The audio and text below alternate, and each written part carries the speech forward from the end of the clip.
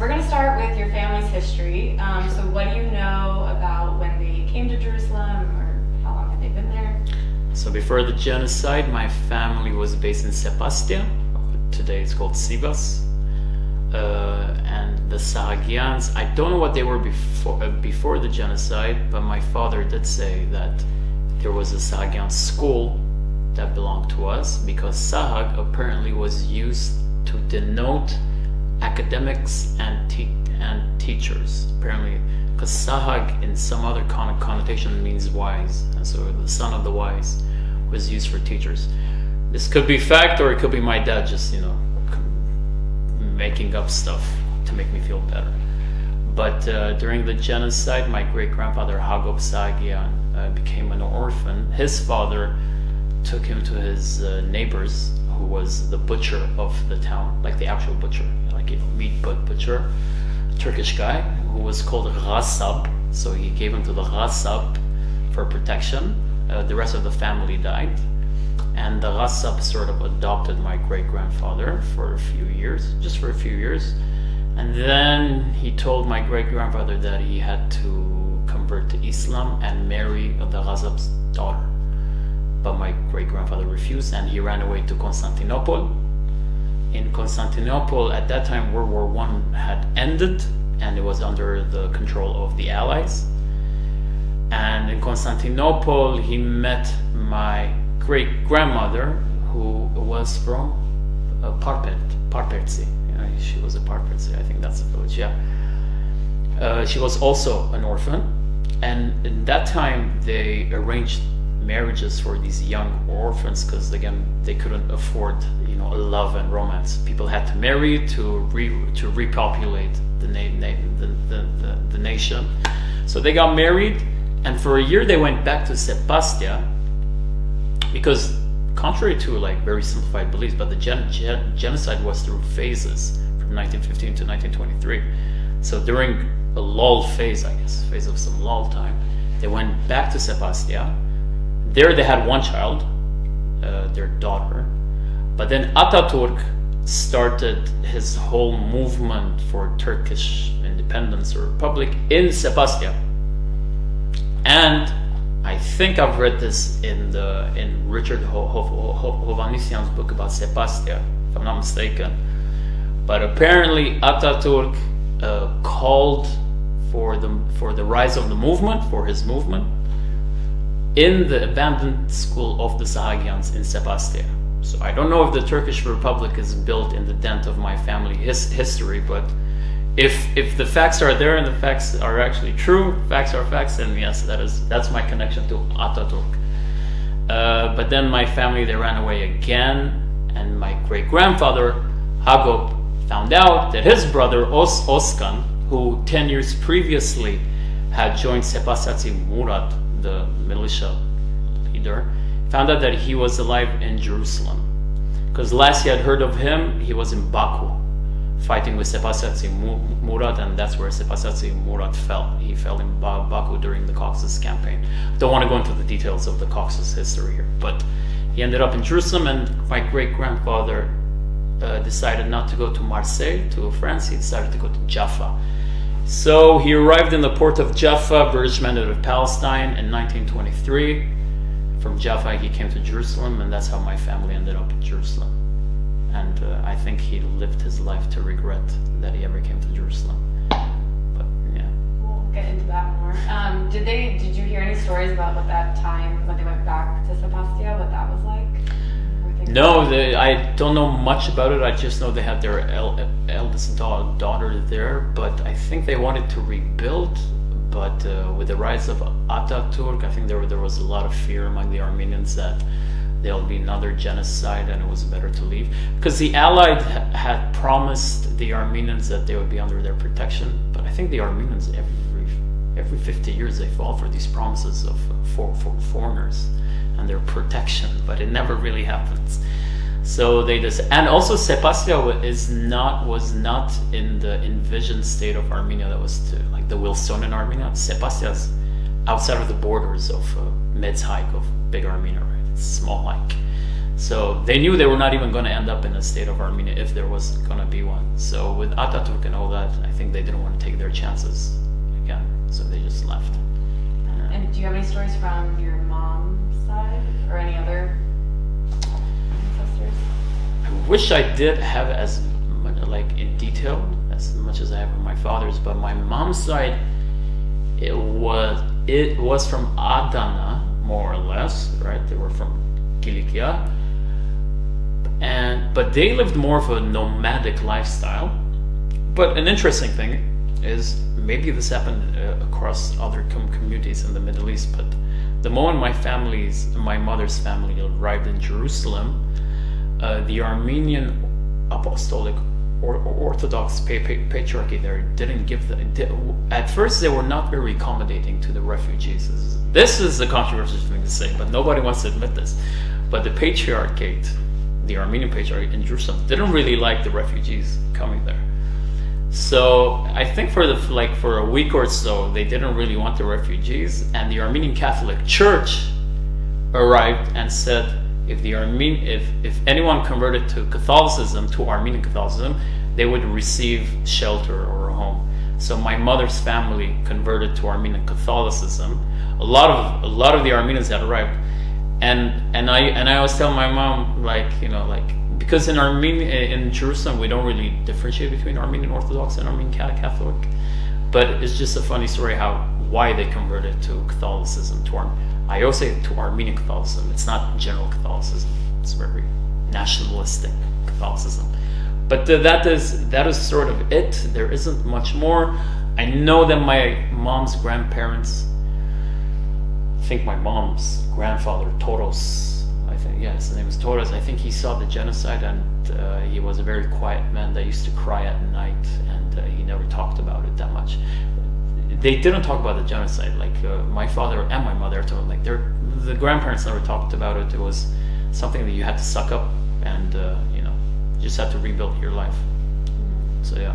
Yeah, and those specific stories you did get from your dad's side, did your dad get them out of his grandfather, or help those get passed? Yeah, my dad got it out of his. He did that. Also, my dad is a good storyteller, so if he was bullshitting this whole time, he did a very good job of sticking to the details, But yeah, I think on my dad's side, they were more willing to share these stories, and because also Oskan Sahagian, who was my dad's great uncle, the one that fought with Sebastian, he's included and mentioned in a lot of books about the Fidais and the Azadamardiks, the freedom fighters back in the day.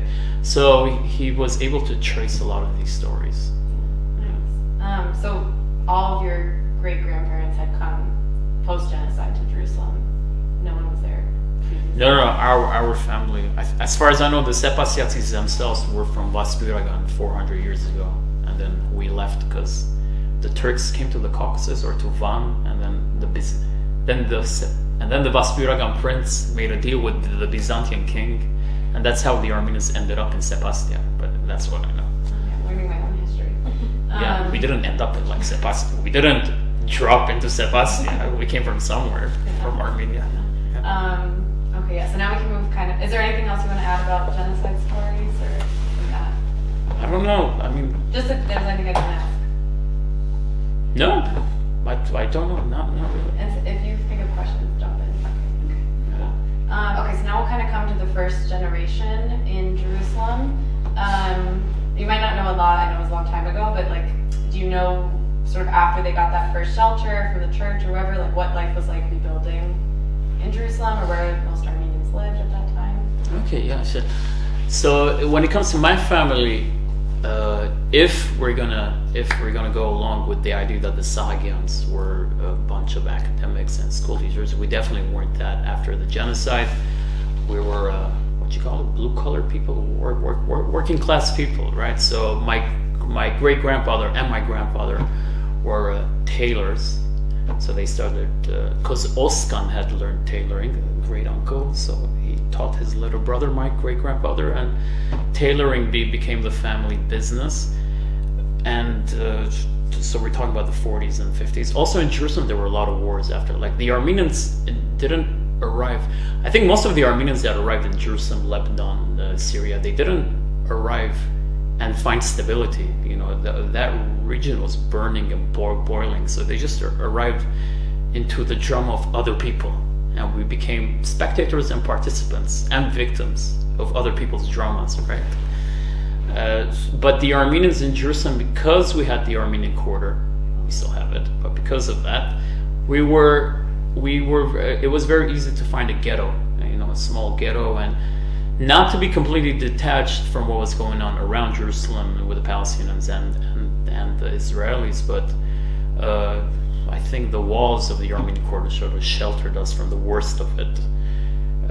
But that is basically it about my family. And my dad is, you think I'm controversial, my dad is he's a rebel, like an oppositionist and everything. He left school when he was 13 because he didn't like the principal smacking him, right? And he became a garage guy. He worked in car garages. But he always read books about the Armenian revolutionaries, whether it's about the ARF or other political parties back in the day that, fought the good fight.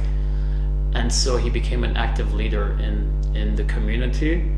But because the guy went and worked in car garages, he gave me the opportunity to be the first Sahagian to go back to university, if we're going to stick to the Sahagians being teachers. So I was the first one back to university. But now I'm a musician, so that didn't really work out well for the whole thing. But that's what that is sort of the generations, the stories of the generations. And so, like, as far as all your on both sides, all lived in the Armenian quarter. My father's mother, if you want, we'll go into another. But my father's mother was born in Jaffa. Because the Armenians lived in Jerusalem, Jaffa, and Haifa. These are the three communities of the British Mandate of Palestine, let's say, right? Jerusalem, Jaffa, and Haifa. My grandma was born in Jaffa in 1948 when the war broke out, the 1948 war between the Arabs and the Jews. My grandmother was in the north visiting her sister, and the whole city was depopulated. Her family from Jaffa ended up in Jordan, while she, with her sister and the sister's husband, ended up south of Tel Aviv in a city called Ramle, and she hid there for like a year, and or less maybe, until her sisters from Jordan, having made their way to Jerusalem, found her and got her papers to cross the ceasefire lines between Israel and Jordan to get into East Jerusalem to be reunited with her family. And so my grandmother was considered a refugee from the 1948 war according to the UN. Not only her, there were a few other Armenians like that. But the Armenians never considered themselves refugees of the 1948 war. We only had one status of refugee, and those were the genocide refugees. So when the UN came and said, no, you're also a refugee, I think they refused because they saw it as like a stain. They're like, no, that's only our parents. We're not refugees. And the Armenians never took any charity, or no, I'm not going to say charity is not the right word, but any aid or assistance from the UN after the war. Armenian philanthropic foundations came to help out the Armenian so-called refugees from the war, but not the UN. But this is a small caveat. No, this is all important. Yeah. Really good. So you said these stories happened, but most people were kind of shielded in the quarter. Were there any displacements or issues that from 48 inside the Armenian quarter, or it was mostly? No, from 1948, not really, but the Armenians did lose a lot of businesses that they had in West Jerusalem, because before 48, there wasn't West and East Jerusalem, it was all Jerusalem. There was New Jerusalem, and there was Old City. And the Armenians were, this is an interesting thing, because the Armenians arrived in 1923, the refugees, and within 10 years, we were an economic powerhouse in Jerusalem. This is a community that didn't speak Hebrew, Arabic, they picked it up along the way. Even until today, we speak very broken Arabic. The Armenians in Jerusalem don't speak fluent Arabic, or Hebrew for that matter. But they picked it up, and they were an economic powerhouse until the war in '48. But a lot of their businesses were in West Jerusalem. But after the '48 ceasefire, there were some Armenian families that were left in West Jerusalem, but most of us were in East Jerusalem because the Armenian quarter is in East Jerusalem. So yeah. Yeah, and this could be like your own opinion or like what you hear kind of generally in the community. How do people view like 48? Do they see it as a war, as like a No, we call it war.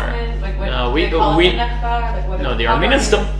Never really heard the Armenians call it Nakba.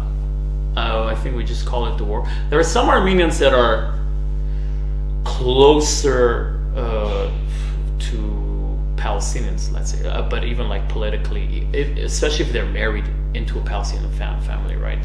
My family, we don't have Palestinians in our family, so I think narrative-wise, we don't really speak in the same lingua. Not that it's not right, not that it's not correct. We just don't speak in the same lingua. But there are some Armenians that I know that would call it the Nakba. But with the community that I grew up with, it was usually just the war, you know. And this also goes to a lot of the Armenians of Jerusalem in the 60s and the 70s. That we came up with an identity that in Armenian we say Sari Mahai. Sari Mahai means that Jerusalemites are Armenian. Sari Mahai. Okay, that's the correct way of saying that Jerusalemites are Armenian.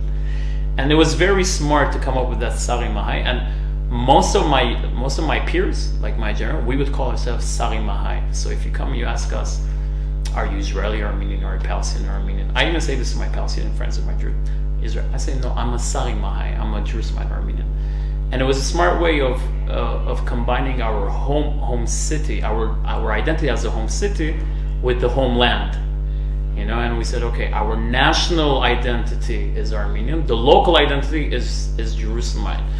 But because in my national imagination, Dilijan plays a bigger role than any other city outside of Jerusalem when it comes to that, right? I'm more affiliated imagination-wise to Dilijan. So Sari Mahai was a very good creation that the Armenians came up with in Jerusalem.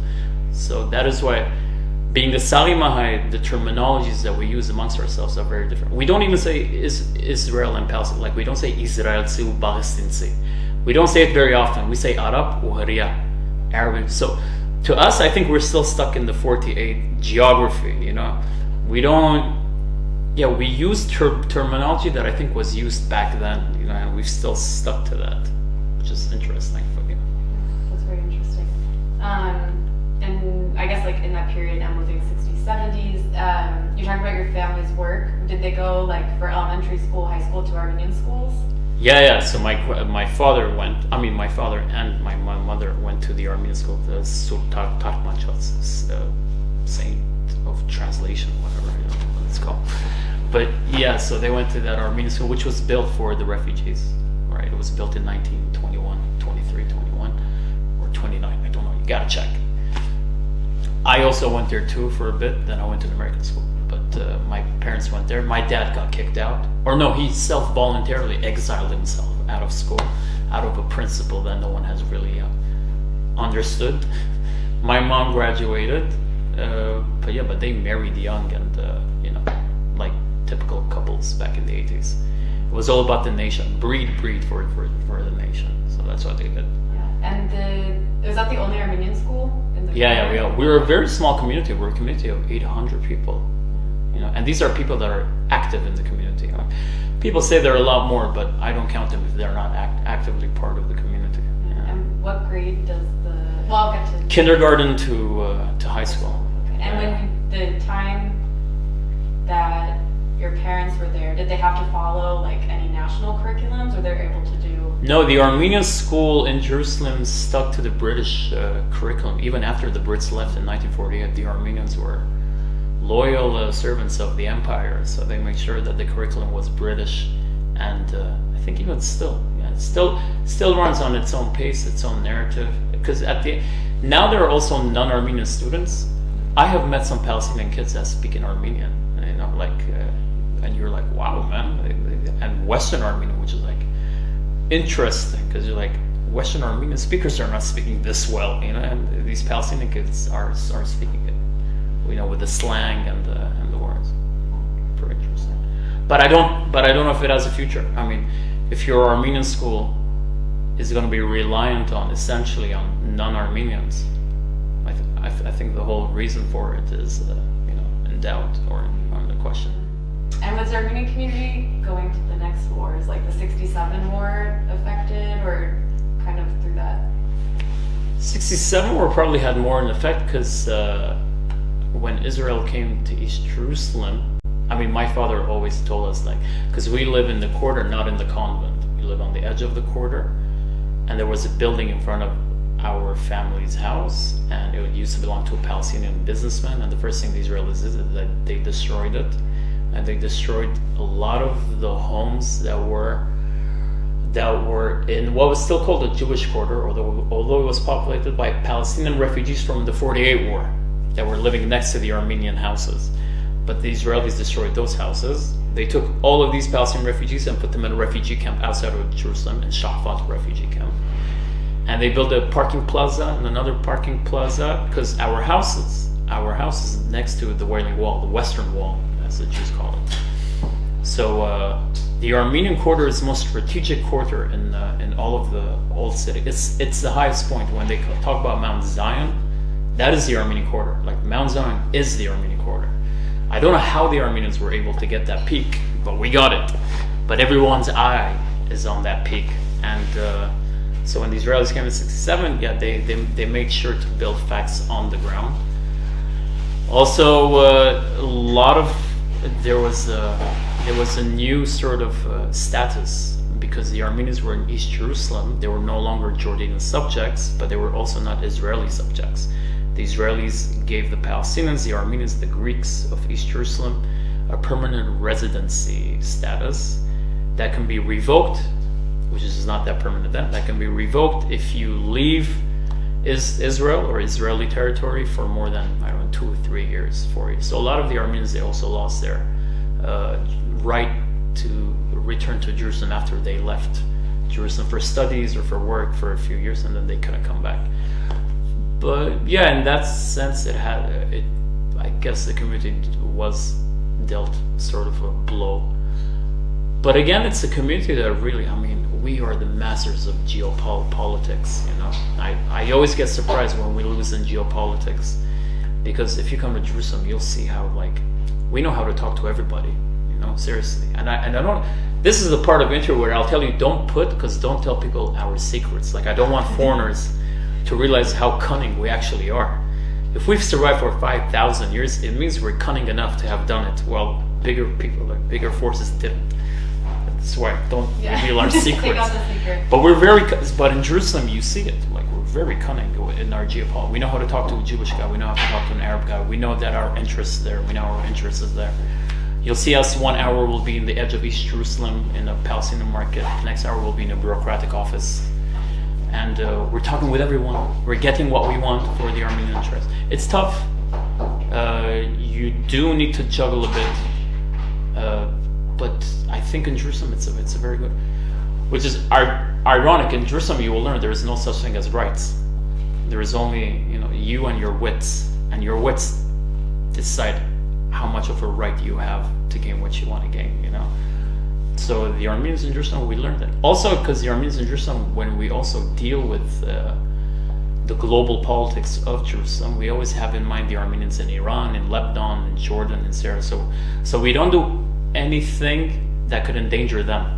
So we make sure that our cooperation with any municipal authority or governmental authority is measured and calculated enough and balanced so that it doesn't backfire on the Armenians in the Middle East. So we're also, aware of that. I'm telling you, man, masters of geopolitics. Yeah. But we do it well. I have to say that.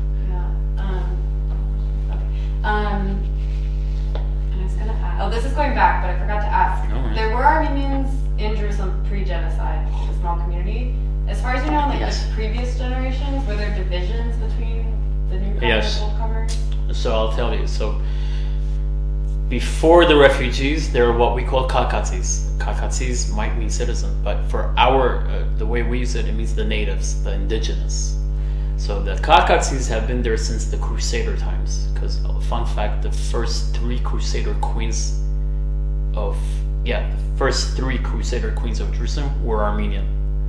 There's a great book called The Queens of Jerusalem. Read it if you want an Armenian feminist book. That is what you want. You will see how the Armenian queens built Jerusalem. They also destroyed the Crusader kingdom because of some love story, but whatever. It was there. They built it. It's all there. It's all their work. So they brought a lot of Armenians from from the communities, especially from Kilikia and Edessa. Edessa is Urfa, if I'm not mistaken, right? Because back in the Crusader times, we had those kingdoms too. So they brought them to Jerusalem, and the Kakatsis are the descendants of those Armenians. Now, when the refugees came, first of all, we became the majority of the community because we came by the thousands and they were by the hundreds. They were Arabized. They were speaking in Arabic. Their only relation to Armenianism was through the church. So it was more for a religious connection rather than an ethnic, or I don't know, like a cultural one. And they used to call us Zuwar. Zuwar in Arabic means visitors. And so the division was there that, these refugees are coming, but they'll Zuwar, like they'll go again. Also because it's the refugees that brought the whole concept of clubs like the Homenetmen, the Hoechmen, Tashazuchun, Ramgabarchun, right? Home and all the Upari Court Saga. We were the ones that brought it. They weren't part of the Armenian political movements of the Caucasus and of the Ottoman Empire, right? They were away from that. And I think at some point they had to catch up because we were the majority, sort of decided how things go. And because they were Arabized, I would say that a lot of them also affiliated more with the Palestinian national movement rather than the refugees, because we came with trauma. The whole thing was to preserve the Armenian culture, right? They didn't have the same trauma. But over the years, their numbers have dwindled a lot more, and intermarriage, like at no point right now someone will tell you Kakatsi and Zawar, like it no longer exists, but it was there before. An interesting fact: the Kakatsis had stronger cards to play vis-a-vis the Patriarchate, but the refugees weakened the cards of the Kakatsis when it came to the Patriarchate. Because the Patriarchate offered homes to the refugees, they sort of built a matrix system where they could control the refugees. And thus, the power of the Kakatsis diminished when it came time for them to negotiate something with the Patriarchate. So I think we sort of, we screwed them a bit vis-a-vis the authorities that we had there. But yeah. You mentioned your dad was an interesting figure. Do you want to share anything else about his life or what he did, like in or out of the community? My dad, since a young kid, he used to tell me that he used to get in trouble in school because he used to write like nationalist slogans, which the priest in the school didn't really like. He used to write like May 28, like it's independence, and they just didn't like that. They're like. So at 13, he decided, and it was a custom that whenever a priest walked by, the students would have to bow down and say Ok Nagan, like bless you, Father, or something. Once my dad decided not to do that, he's like, my dad looks like a square head because he's very square in that.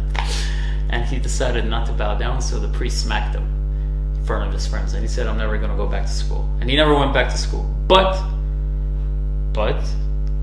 he is a lot more read about Armenian history than most of his classmates, his former classmates, who have a huge library at home. And he became involved in Armenian communal politics due to an ARF activist called Apo. And yeah, so that is my namesake. And Apo showed my dad, how the diaspora works, how does lobbying work, because Apo used to lobby not only in Jerusalem, even in America. He used to send newspapers, letters, and all that. Back in the day, in the 70s, like the Armenian lobbies were really like working. At least they were setting the ground that we use right now.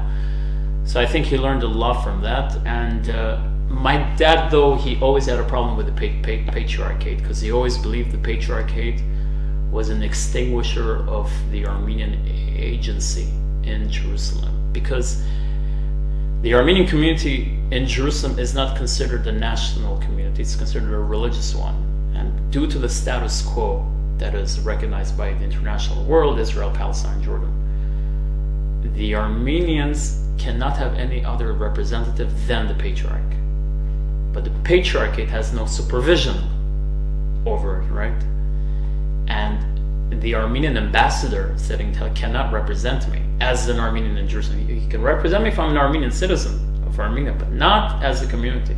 Because the moment we decide to say, no, the ambassador represents me, then we lose all of the rights that we have within the status quo framework. It's a catch-22.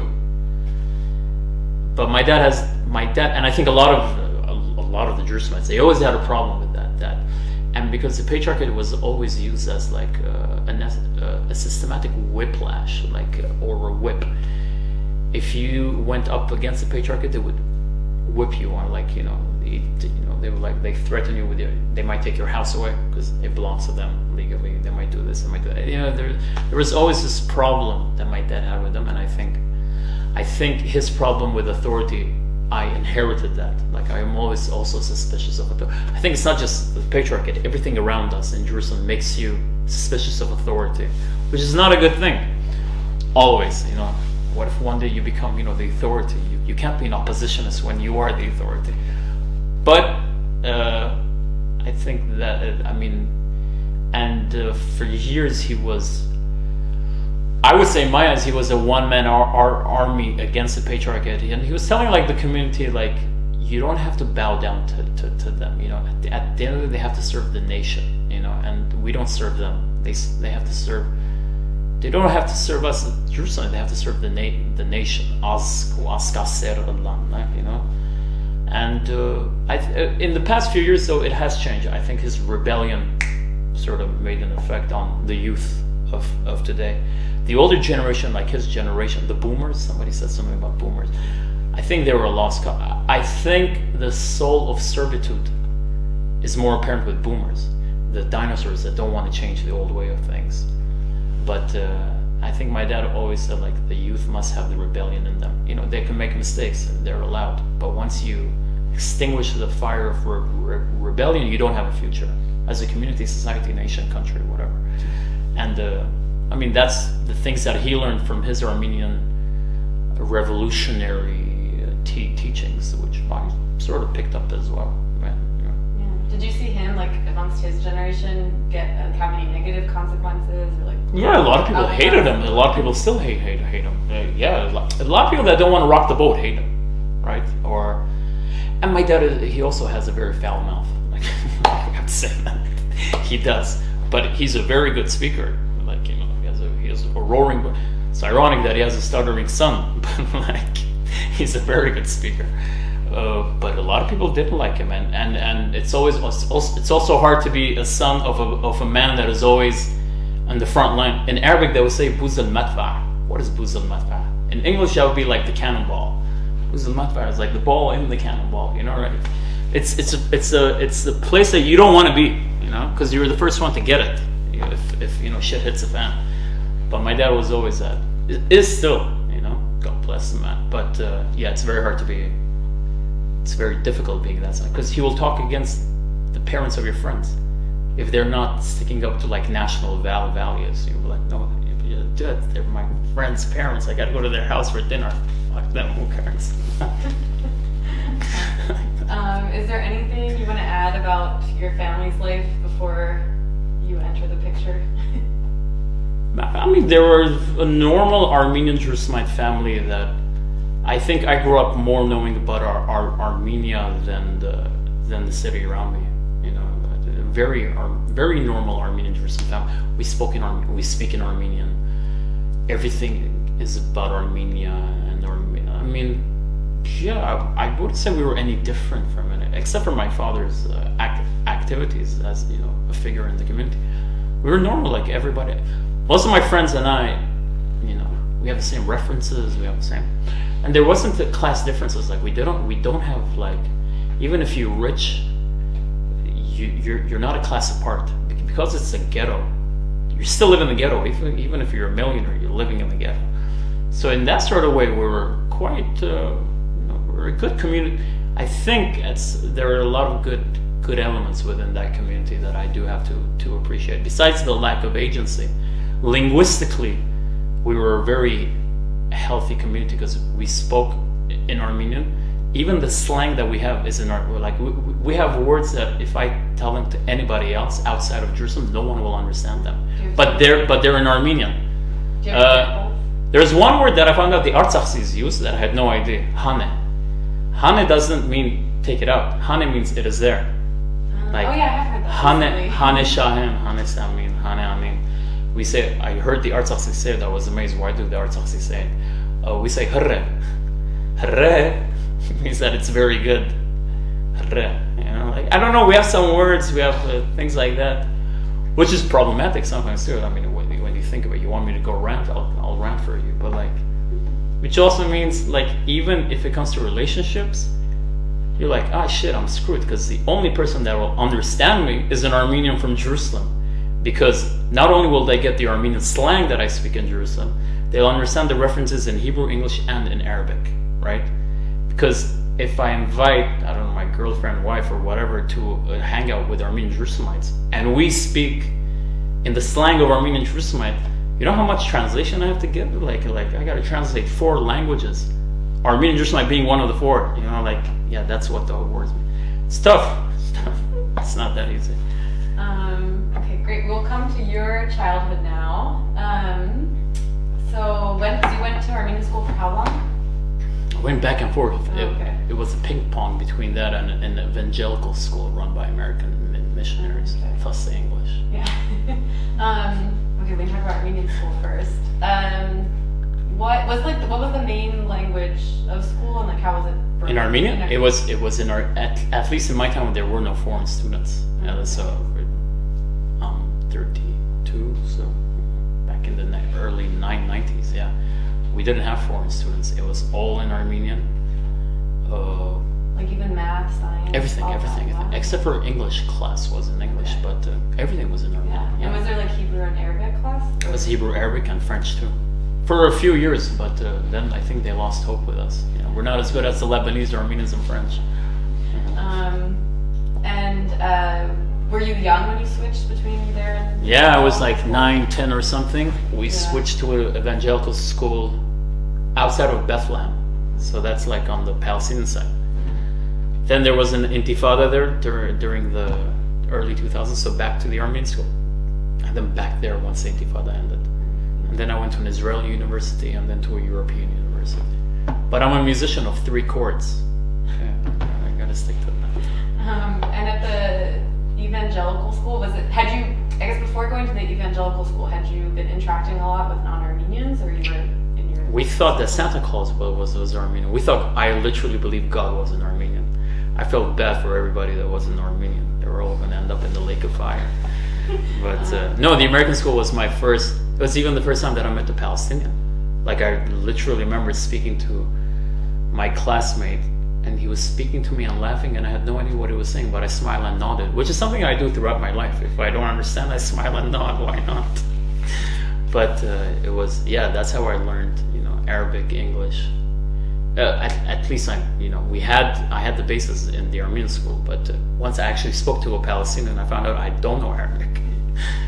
But yeah, that was my first interaction with it.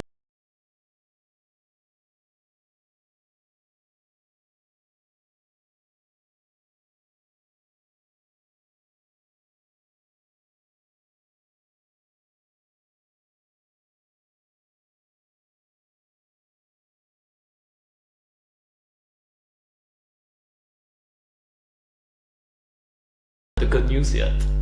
So, interesting things we learned about, which I didn't like. How they read the Bible is very different than how we see it. But they were nice people. I never, in the Armenian school, the principal used to smack a lot of students.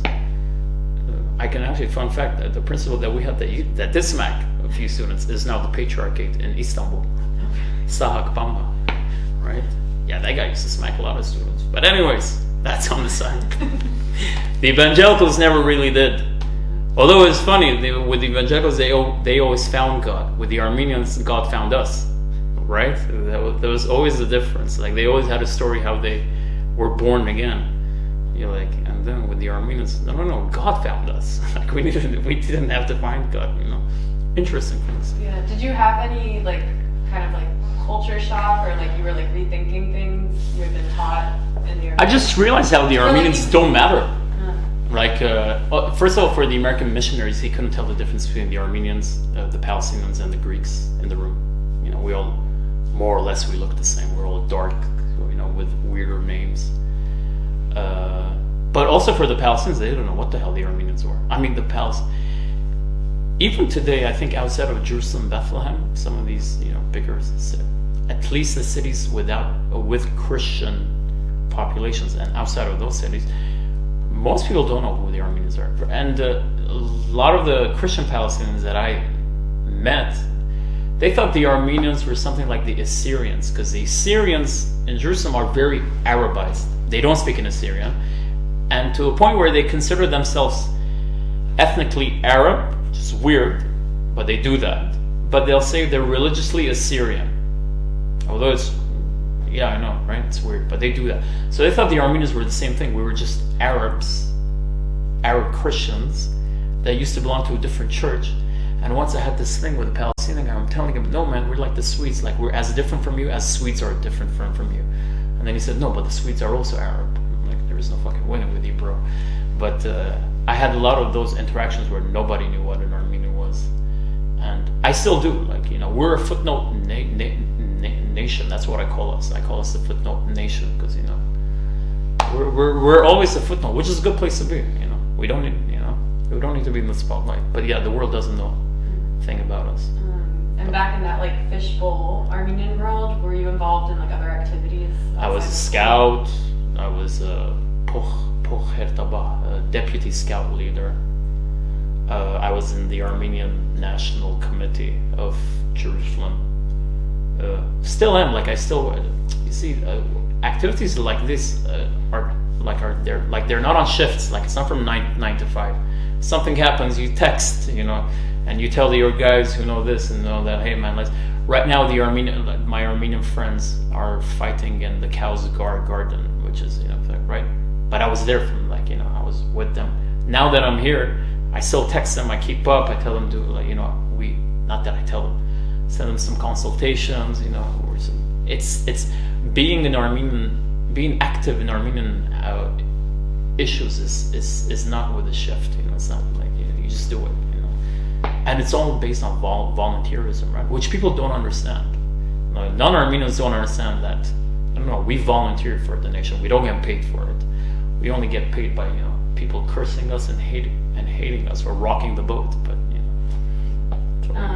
and did you already in high school that age feel some of your father's thoughts, kind of not criticizing, but critiquing how things were? Or nah, I think I'm a bit more conservative than my father. I'm a bit more diplomatic, which is something that I get accused of a lot. I'm a bit. For me, if I want to rock the boat, I might as well just burn it down. I don't want it to, burn the whole thing down. I'm an anarchist in that sense. But even in high school, in high school, I realized to appreciate not that the Armenians are better or worse from other people, but we're different. We have our own thing, and it's a beautiful thing. And I realized the best way that I can relate and talk to foreigners is by being aware of where I came from, right?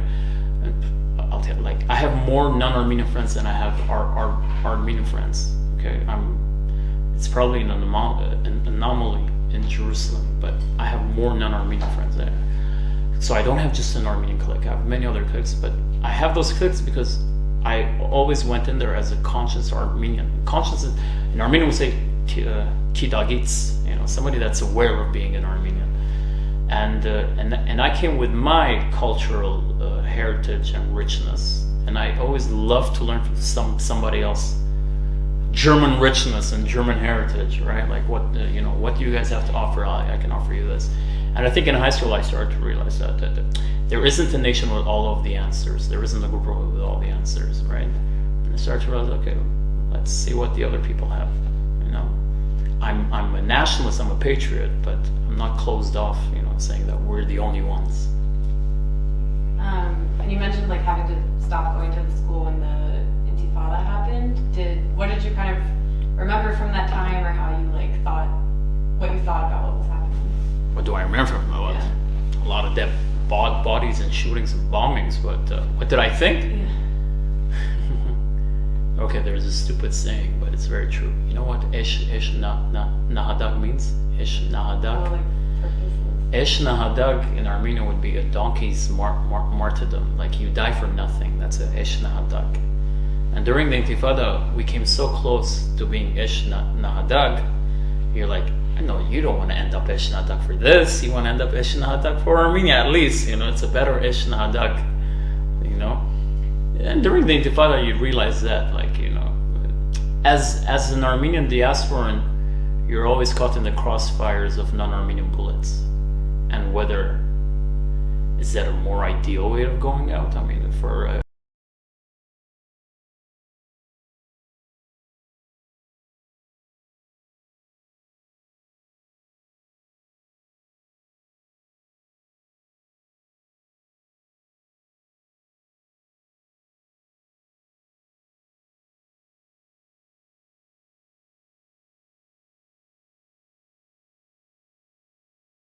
whether to mend it, to fix it, I don't know what, but at least something. And whenever there's an intifada or a war or something, you realize, okay, am I at the right place? Like, is this where we're going to fall as Armenians? Jerusalem is always different, because we've always said there's the diaspora, then there's Jerusalem, Tiflis, and Constantinople. They're like three communities you can detach from the diaspora and say, no, these are different communities. These are old communities. They hold national heritage. Sorry for all the Glendalers out there, but there is nothing in Glendale that can amount to the value of Jerusalem, the Armenian corridor of Jerusalem. And in Jerusalem, we don't fight for Armenian Jerusalem rights. We fight for the national rights of the Armenians. I'm there my friends are there trying to protect the Cow's Garden, not just for us, but for a Yerevanci, a Glendalci, a Beirutci to come and see what we have as a nation. Not sure there is the same thing in Glendale or in France or something else. Maybe not even in Bochum, I don't know.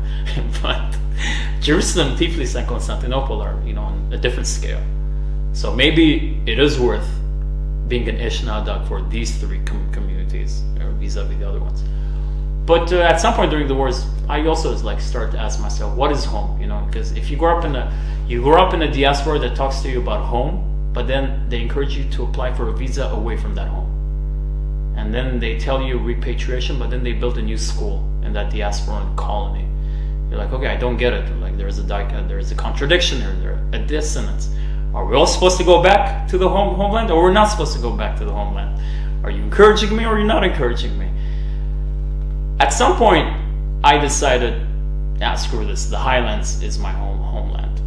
Yeah, Jerusalem is my home city and all that, but the Holy Land to me is the Armenian Highlands, for better or worse. This is where you make your last stand. You cannot make your last stand in Glendale or outside the Highlands. I'm sorry. To me, it just does not exist out there. Like, so what if there are millions of Armenians in Russia or in Europe, all that, and they have lobby power? If we're losing, we have all of that lobby power and we lost Shushi. At some point, it's about your feet on the ground, and not just your mind on the issue. That's things that I learned during the Intifada and the wars. When you're talking about the putting your life on the line for this, were Armenians getting very involved, in I guess that was Intifada? No. Oh, okay. No, but right now, when it comes to the Cow's Garden, you want me to take the conversation there? And then we'll come back to Okay. Okay. Okay, so at that time, Armenians, back in the 2000s, it was more still Armenians kind of stuck to themselves. Yeah, but every time there was a suicide bombing, let's say in West Church, it was like my uncle survived 2 suicide bombings, and then he went to Toronto. He's like, screw this, I'm not gonna. But every time there was a suicide bombing, the community used to call each other, be like, "Is everyone safe? Is everyone okay?" Like, there is one Armenian guy who died in Tel Aviv in a suicide bombing, but he wasn't from Jerusalem. He was from the new community that came during the 90s, the Armenian Jews, as we'd call them. They were the Soviet Armenians that immigrated with the Russian wave. But we still consider them like, they're Armenian, they still come. So one of them died but in Jerusalem, we were all okay, but you never know, man. I mean, it's fucking war. It's shooting, stabbing, and because the Armenians look like both sides. The Armenians are white enough to be Jews and they're dark enough to be Arab. We just have to accept this. We have all shades. We can end up and we speak an accent that language and we speak in an accent in that language. It's very easy to mix us up. And it was always, the threat is always there. And the threat is that, okay, if something happens to you, considering the mythologies that we were born with, where do you fall in the picture? Like, where do you come in that picture? Nowhere. You just fell off the edge, right? That's the thing. Was there a lot of out-migration? Yeah, I mean, in 1948, our community was 10,000 people. Now we're 800. A lot of people left. For my classmates from the Armenian school, there's only 2 people left. Like me and somebody, maybe 3. Yeah, no. It's an endanger. I was once saying this. We're an at-risk community of an at-risk nation, of an at-risk diaspora, of an at-risk nation, of an at-risk homeland. There's a lot of at-risks when it comes to us. But I think we've been like that for 5,000 years. Don't worry, we'll be around for the next 5,000. Like, so the Soviet Jewish, they're not Armenian, but like we're living in Armenia? Yeah, so during the 90s, the early 90s, there was a big Russian migration to Israel. You can only migrate to Israel if you're Jewish. So what the Russians, Georgians, in Israel they call them the Russian wave, but there's Russians, Georgians, Armenians, Moldovans, all of the Soviets. Either they would find a grandmother who's Jewish, and then they present that paper, voila, you're inside Israel as an Israeli Jewish citizen, right? Or they would be married to a Jewish person, and they would come as a spouse of that. But there's 3,000 to 4,000 from those Armenians. There are a lot more than the pre-state community, a lot more than us. But they go to church, although officially they're Jewish. But they've built one of the altars in the churches that we have in Jerusalem. They're in the protesting too, in the Cow's Garden. They're protesting that. They're in April 24th, the Artsakh, all that. They do that. They're active, but officially they're Jewish. And we've always talk about love problems. We've always said okay, what if an Armenian guy from Jerusalem marries an Armenian girl from Tel Aviv, from that community? What do our kids become? Are kids Christian Armenian or they're Jewish, right? Because at some point you want to preserve the Armenian Christian heritage too, right? And they mostly live in Tel Aviv, or? Yeah, they're mostly, we call it the center. So they're living in the center of Tel Aviv and other places. Yeah. And then to kind of that topic, what most Armenians in East Jerusalem, what do they still have that permanent residency? No, I think the majority of Armenians right now in East Jerusalem have applied for Israeli citizenship. Although there is still a handful bunch that are not. But we don't have the same taboo as the Palestinians. So the Palestinians in East Jerusalem, back in the day, and even today, they have a taboo not to apply for Israeli citizenship because thus they see it as a recognition of what they call the occupation, right? The occupation on East Jerusalem. So they say that they don't want to. Although a lot of them have applied, they have applied. Although not a lot of them have received. To apply and to receive are 2 different statistics. The Armenians do apply because we don't have the same taboo. For another case in point, the Palestinians in East Jerusalem don't vote in the municipal elections. They have the right to, but they don't do it because, again, the recognition of the occupation. The Armenians vote. We're not a swing vote, but we vote for a very left-wing party called Meretz, which is a Jewish left-wing party, but we've seen it as it covers every angle. They're good with everybody.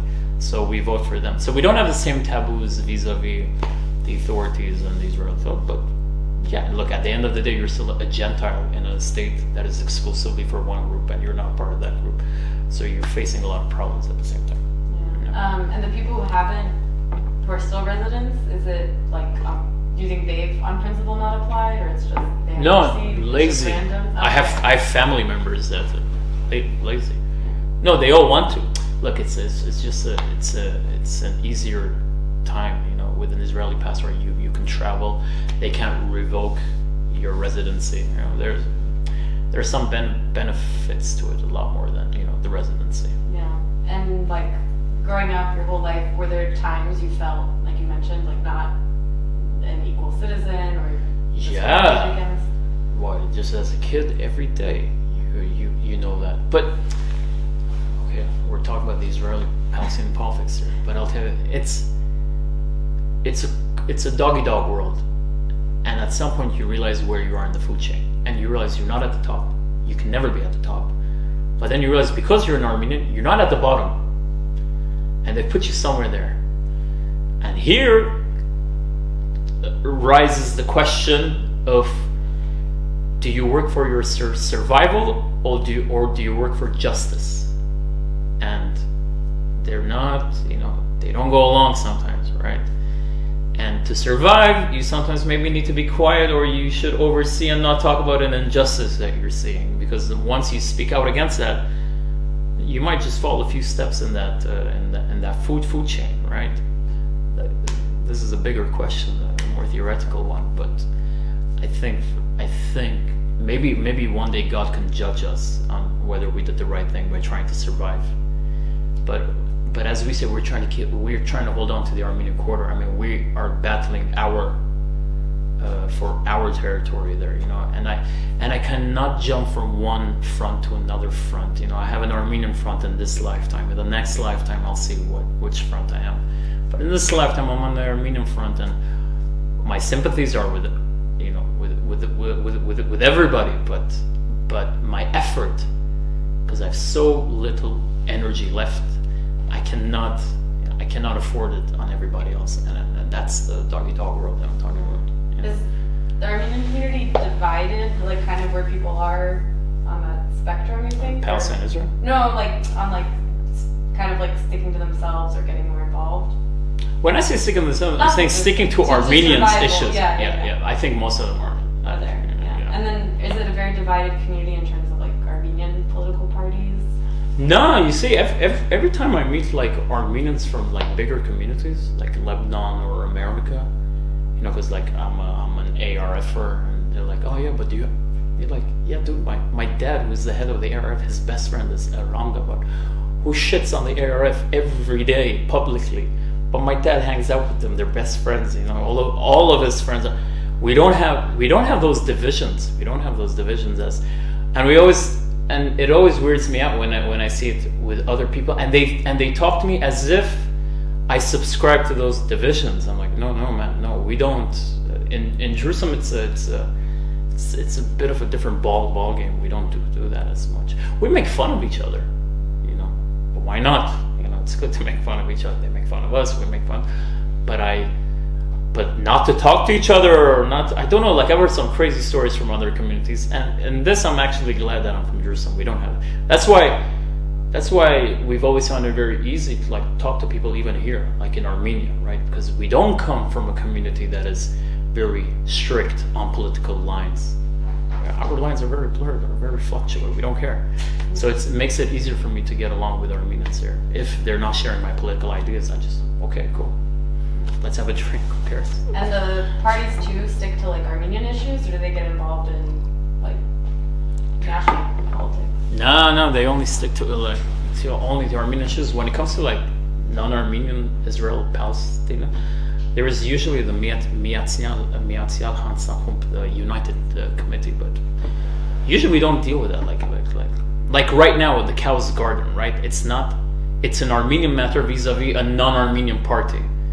Everyone is on the barricades, you know, together. And they're building trenches together. And then coming back to, I guess, like your life story. So you go to college. You said a Jewish, Israeli college? Yeah, my BA, my master's in Budapest. Okay, thanks. And what did you study in Israel? Political strategy, and like the realist type. Like we don't believe in human rights. You know, you just believe in force. You know, that's what you learn in Israeli political strategy. Well, force, might makes right. Right? There's something like that, right? There's a saying, might makes right. And then I went to Budapest, to a university that's part of a global conspiracy, Central European University, which is run by George Soros, right? Until they shut it down. But I was, you know, I went to the toilet twice while George Soros was in the toilet pissing in the stall right next to me. Like, this guy is the Darth Sith Lord of like this whole global conspiracies. But yeah, I went there, I studied political science, but never really dealt in politics because my music career was heading off. But to be a musician in Jerusalem, you need to know political science because you need to read societal science correctly. And I think that's why we succeeded, because I was very aware of trends and statistics and strategy. Yeah. And was starting college, we'll get to the music, was starting college like socially very different than your American school? Yeah, because then it was the first time that I went to the Israeli world, and it was a very different Israeli world than because in the old city the Jews around us were religious, and they don't interact with it. It's just an acknowledgement from far away, and then they move on to their thing, you move on to your thing, and then you end up in the coastal city in Israel, you know, where all the rich people are with their fancy cars and beautiful tan and all that. Then you realize, oh shit, man, I'm a kid from the old city. I don't know nothing about this world. And they've just come back from the travels in Thailand and India, and they're talking to you about, you're a kid from a stony convent in the Armenian quarter, but they don't know what an Armenian is, you know, or they think they know, because a lot of them also come to the Caucasus. They're like, okay, an Armenian from Jerusalem, that's it, and they see you as a collector's item, like a limited sort of edition of something. But it was a different world. It was an interesting world to learn. You know, there for all the problems and the issues that exist in Zionism, and you know, and what it has done to the Palestinians. As an Armenian diasporan, there is also some, because most of my classmates were diasporan Jews, and the whole university was also, they had a whole different department, like a whole campus, so that diasporan Jews can come and integrate into Israel, you know. And my dad, I remember my dad once came and was like, wow, man, we don't have the same thing in Armenia. You're like, we wish we had it, because at least in Armenia, it's all Armenians, like it's not a conflict zone, you know, at least here in Yerevan, you know, or maybe it is, I don't know. But we did it, and you just have to appreciate that at some point, you know, to some degree. But yeah, it was a different world. And then college in Europe, or the university in Europe, that's a whole different world, because no one really understands even there. You're an Armenian and the more I interacted with the foreign world, the more I decided that I want to be an Armenian from Armenia, because it was very exhausting to say, yeah, I'm from Jerusalem, but I'm Armenian. Oh yeah, but my band is Palestinian. And it just became so blurry. You became a mosaic that you don't like, you know. And then I decided, okay, fuck this shit, man. One day I have to repatriate to Armenia so that my kids can say they're from Armenia, period, and everything else. You know, there's no need to add, because you're confusing them. And then you realize the whole world goes by paper. They're asking, but what's your passport? And you're like, no, it's not my passport. I want to use the word liberally. It's my blood. They're like, no, but what's your passport?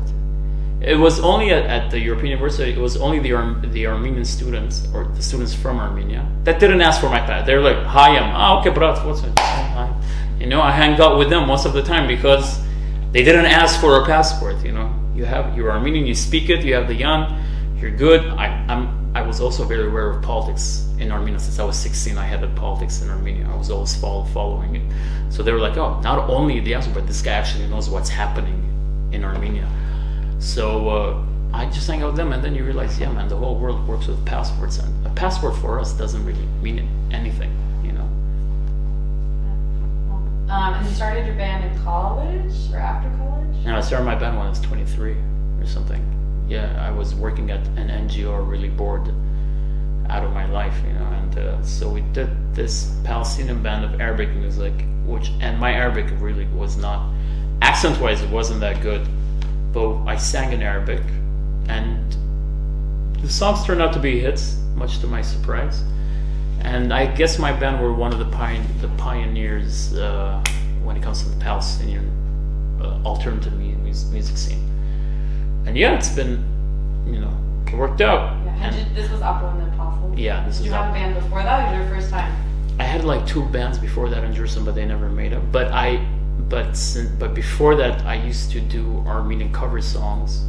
I used to record not only cover, also original songs from 2008 when I was 18, and I used to like release it on my YouTube page.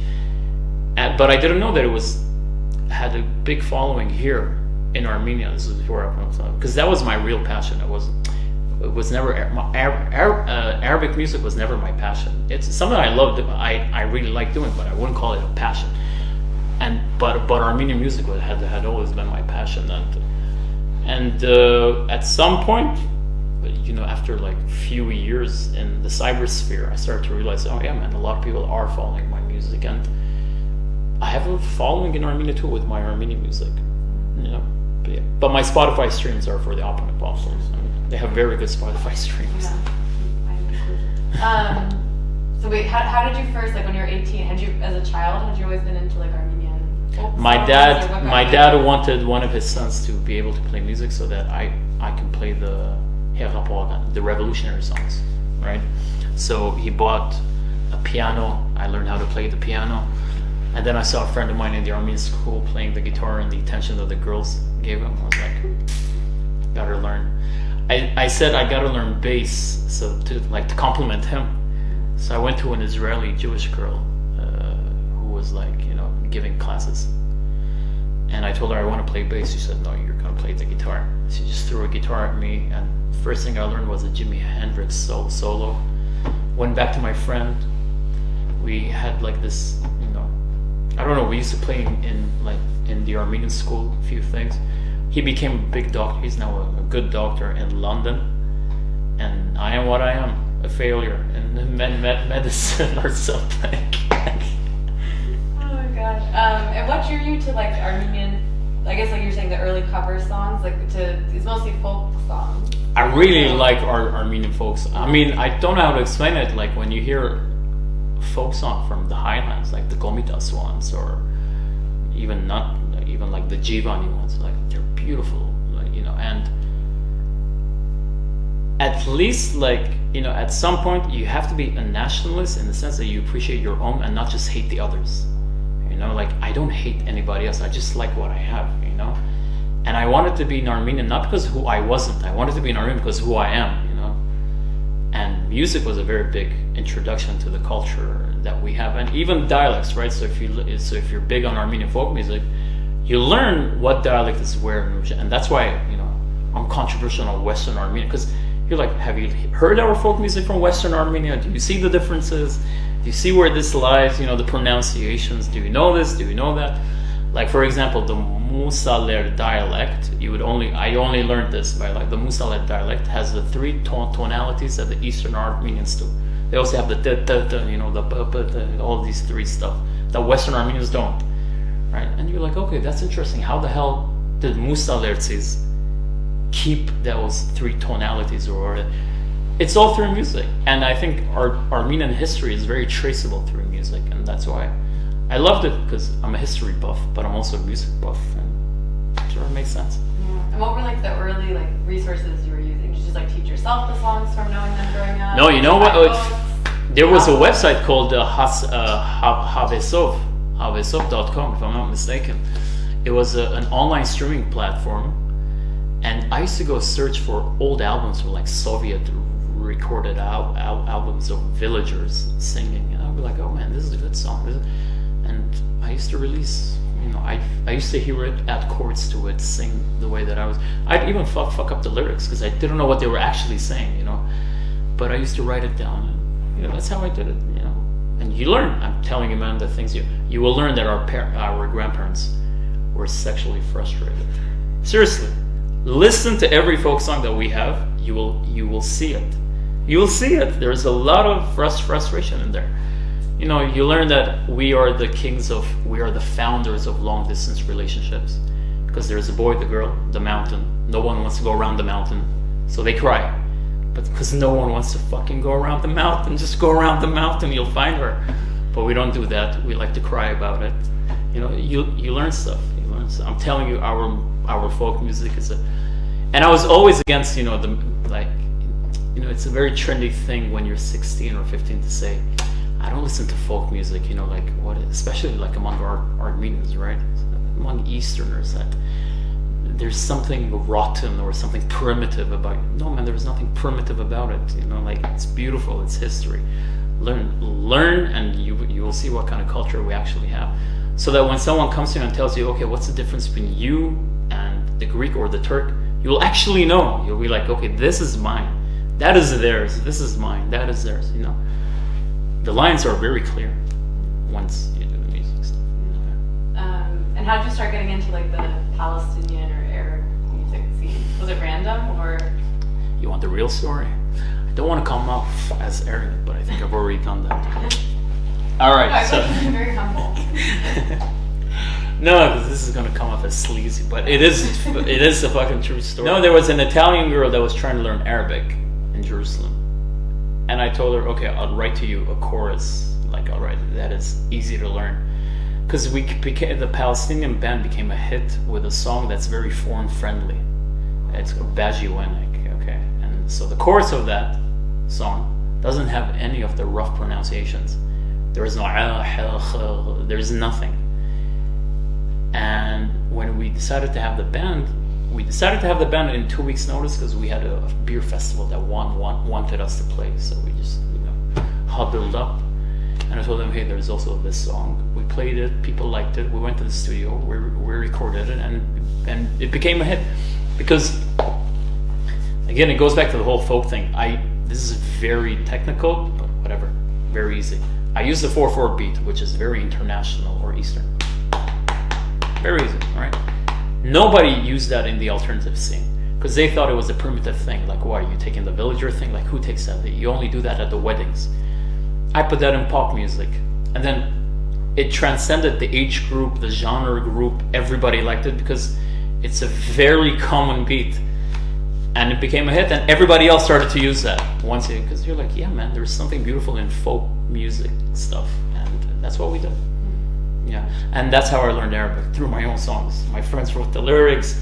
I was like, oh, what does this word mean? There were some words that I didn't know were cuss words that I was singing for years, and then somebody told me, no, but that's a cuss word. I don't want to. Did it like feel weird to you to get like more popular first for your like Arabic music than your Armenian music, or? I mean, the Armenian music was never made for popularity because I knew I was working in a small market. I still am working in a small market. The Armenian music was done out of an ideology.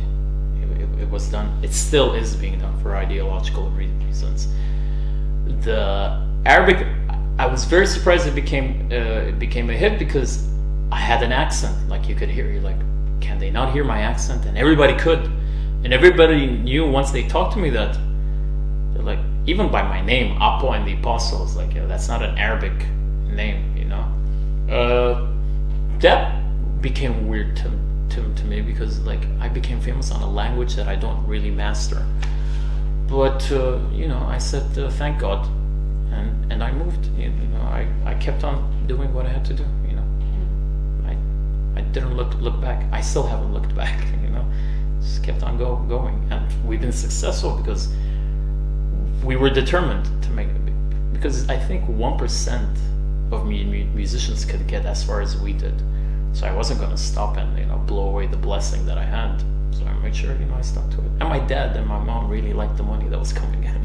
So I wasn't going to stop. You know. And your bandmates are all Palestinian, yeah? Yeah, they're all from Bethlehem.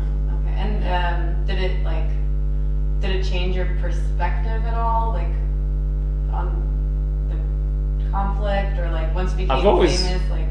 No, but I've always had a consistent view about the conflict. But we made sure that we didn't play a victimization card, you know, because my bandmates can be, you know, today's world, everybody wants to be a victim and everybody feels entitled to be one, you know. But we made sure that we didn't play that card.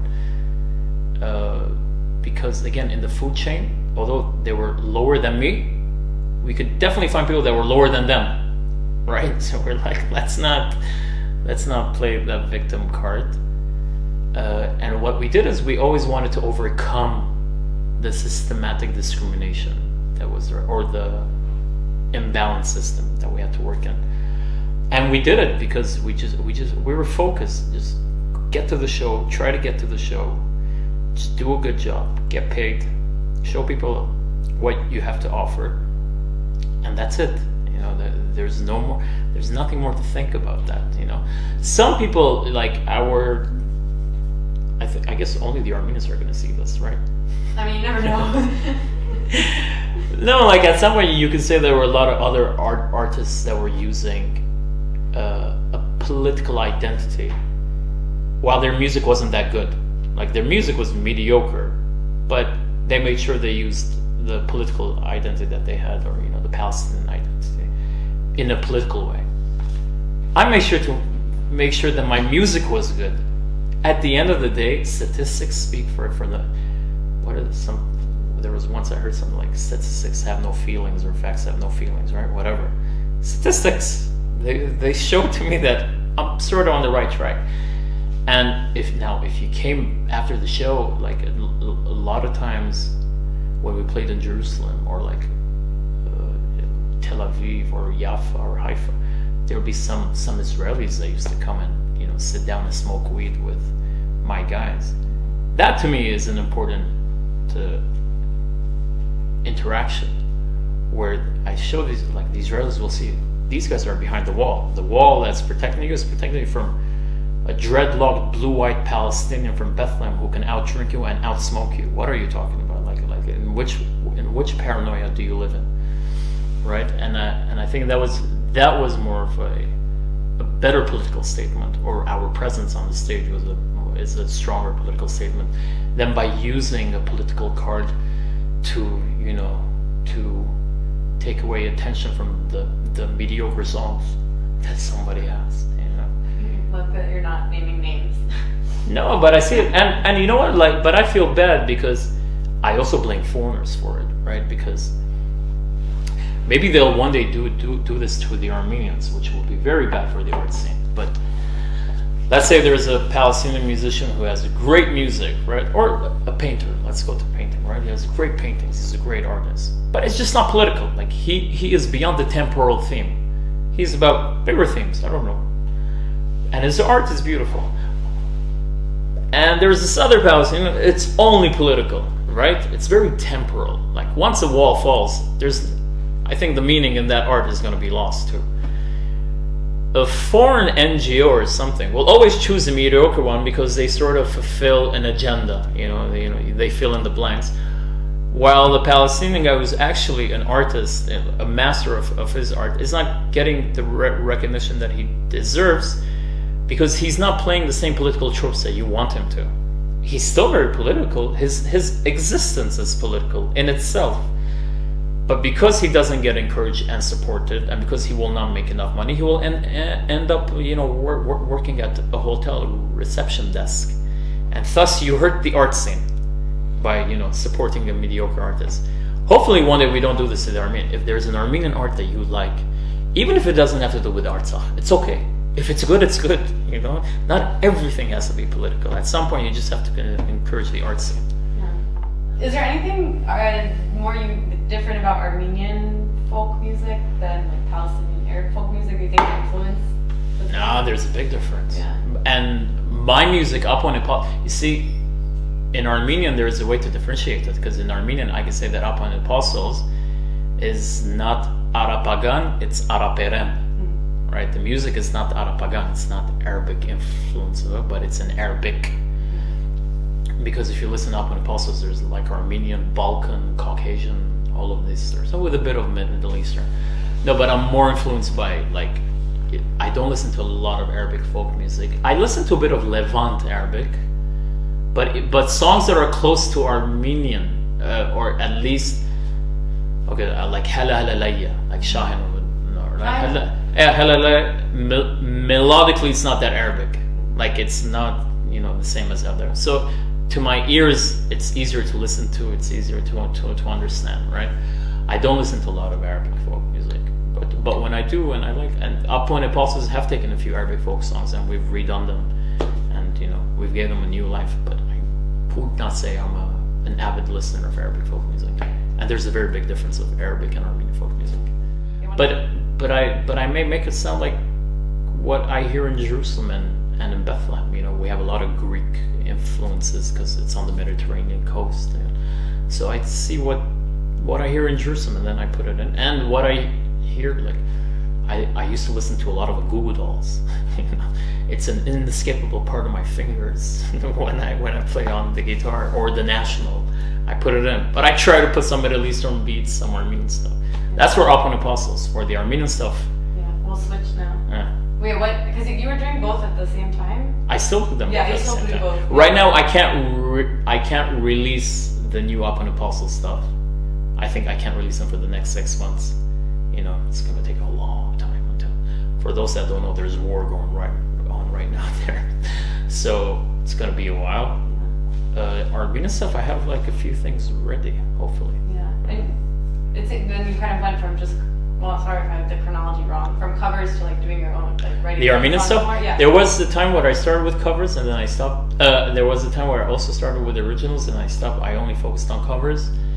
After the war in 2020, I said, okay, it's time to go back to originals because we also have to create the Sterza Korzel.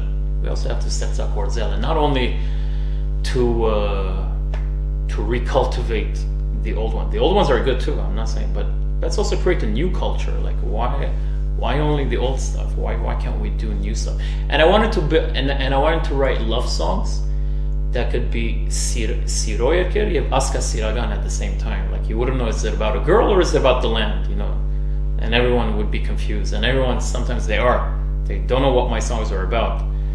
And I wanted to use love songs that could incorporate the geography of Armenia.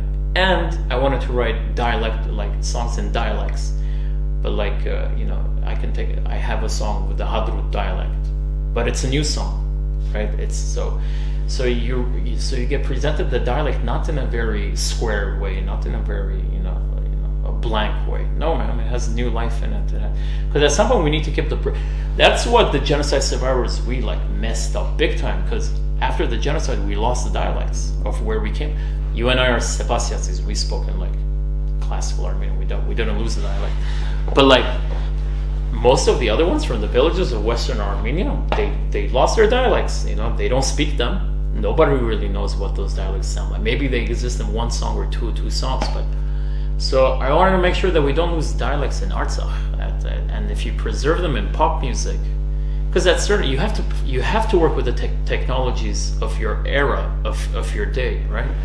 So I wanted to make sure that I take the heritage that we have from Artsakh, and not just from Artsakh, incorporate them into the technologies that we have present in the 21st century, and to represent them to the audience in a fresh way that is consumable and digestible. And that's what I try to do, with an ideology in the background, so a subtle one. What's your process when you write new music in dialect? In dialect, I write in standard Armenian, and then I go to somebody that speaks the dialect. Like the Musaler one, I had to go to an actual Musaler, or an Anjartsi that spoke it, and just sit with him and like explain what it means and all that. The Hamshen one, I went to a professor who told me, okay, with this dialect of Hamshen, that even in Hamshens there are different dialects. It's not just one dialect, they have sub-dialects.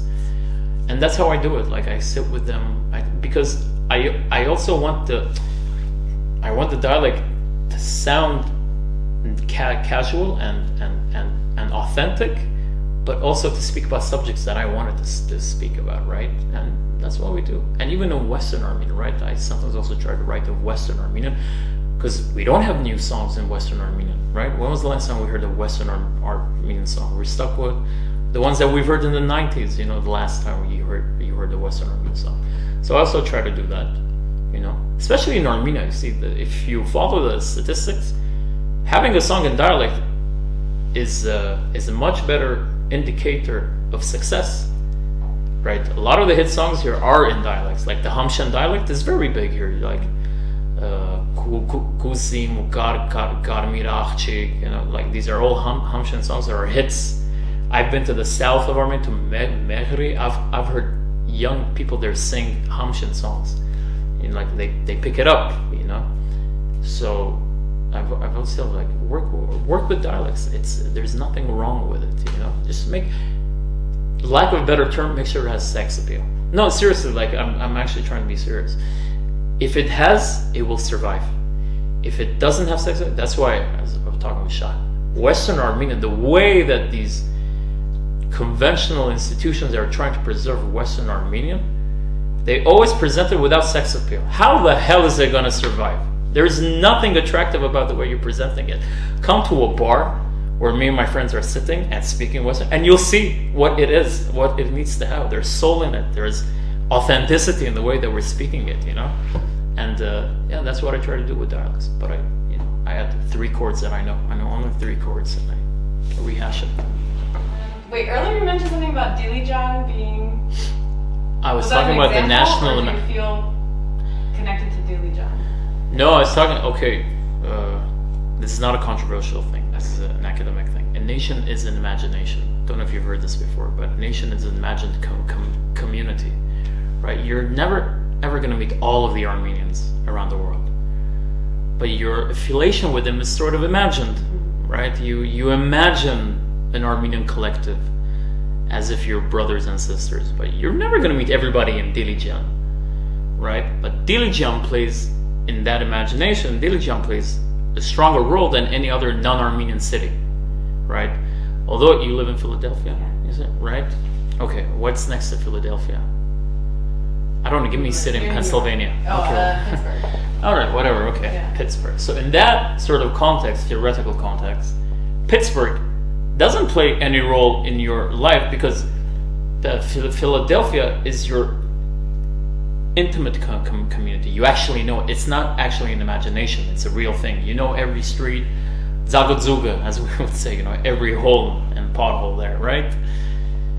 But in that imagination, the only thing that is outside of Philadelphia that matters is the national imagination, right? And that is what I meant, that Dilijan, in my imagination, holds more weight than any other Israeli city or Palestinian city that is not Jerusalem, right? And that's again, and because I was talking about combining the identity of a Jerusalemite with an Armenian, the Armenian Jerusalem, the Salimai identity. So how do you combine a real thing and an imagined thing? That was my point. I don't know if there was like a specific Dilijan connection or just any no, kind of just Armenian city. any kind of Armenian city. Even the lost ones are like still hold more weight. You know? And so when did you think kind of more seriously about spending time in Armenia? I've been coming here since 2006. So you know, I've been coming here since 2006. I was always very up to date with pop culture in Armenia. I used to watch a lot of stand-up here and you know, music show. I don't know, everything that had to do with culture. Not a lot, but like most things. You know, and that's how I also picked up the dialect. You know, the slang, the Yerevanian slang. I can even tell you different dialects here. Like I can differentiate if someone's from Yerevan and not from Yerevan. You know, but in 2020 I was here volunteering for the war. And then I decided to stay because I realized at some point, if you're fighting for Armenia, you can't do it from the diaspora. As much as we want to tell ourselves that you can, but you actually can't. You have to decide. You can send support from the diaspora, but the support really doesn't count. I mean, it doesn't really matter when it comes to the heat of the moment. In the heat of the moment, it's the one physically present on the ground that counts. And I decided to be a bit more here, to spend more time here, and to also not to be I don't like being a diasporan. Like, okay, I'm from Jerusalem, that's a different thing, but I still am a diasporan. You know, my family's from the genocide. I don't like to be a diasporan. The diaspora has no home. We have rooms scattered around the world. my responsibility is to make sure that my children, if I ever have one, have a home. I don't want them to have rooms too. I mean, it's not a... Sure, am I depriving them of the comforts of the West? Yeah, but hey man, I'll make sure I provide them with the right education for them to make their own decision. But me as an Armenian parent, my responsibility is to give them an Armenian home. And I don't think you can build a home on foreign soil. That is my conviction, Yeah.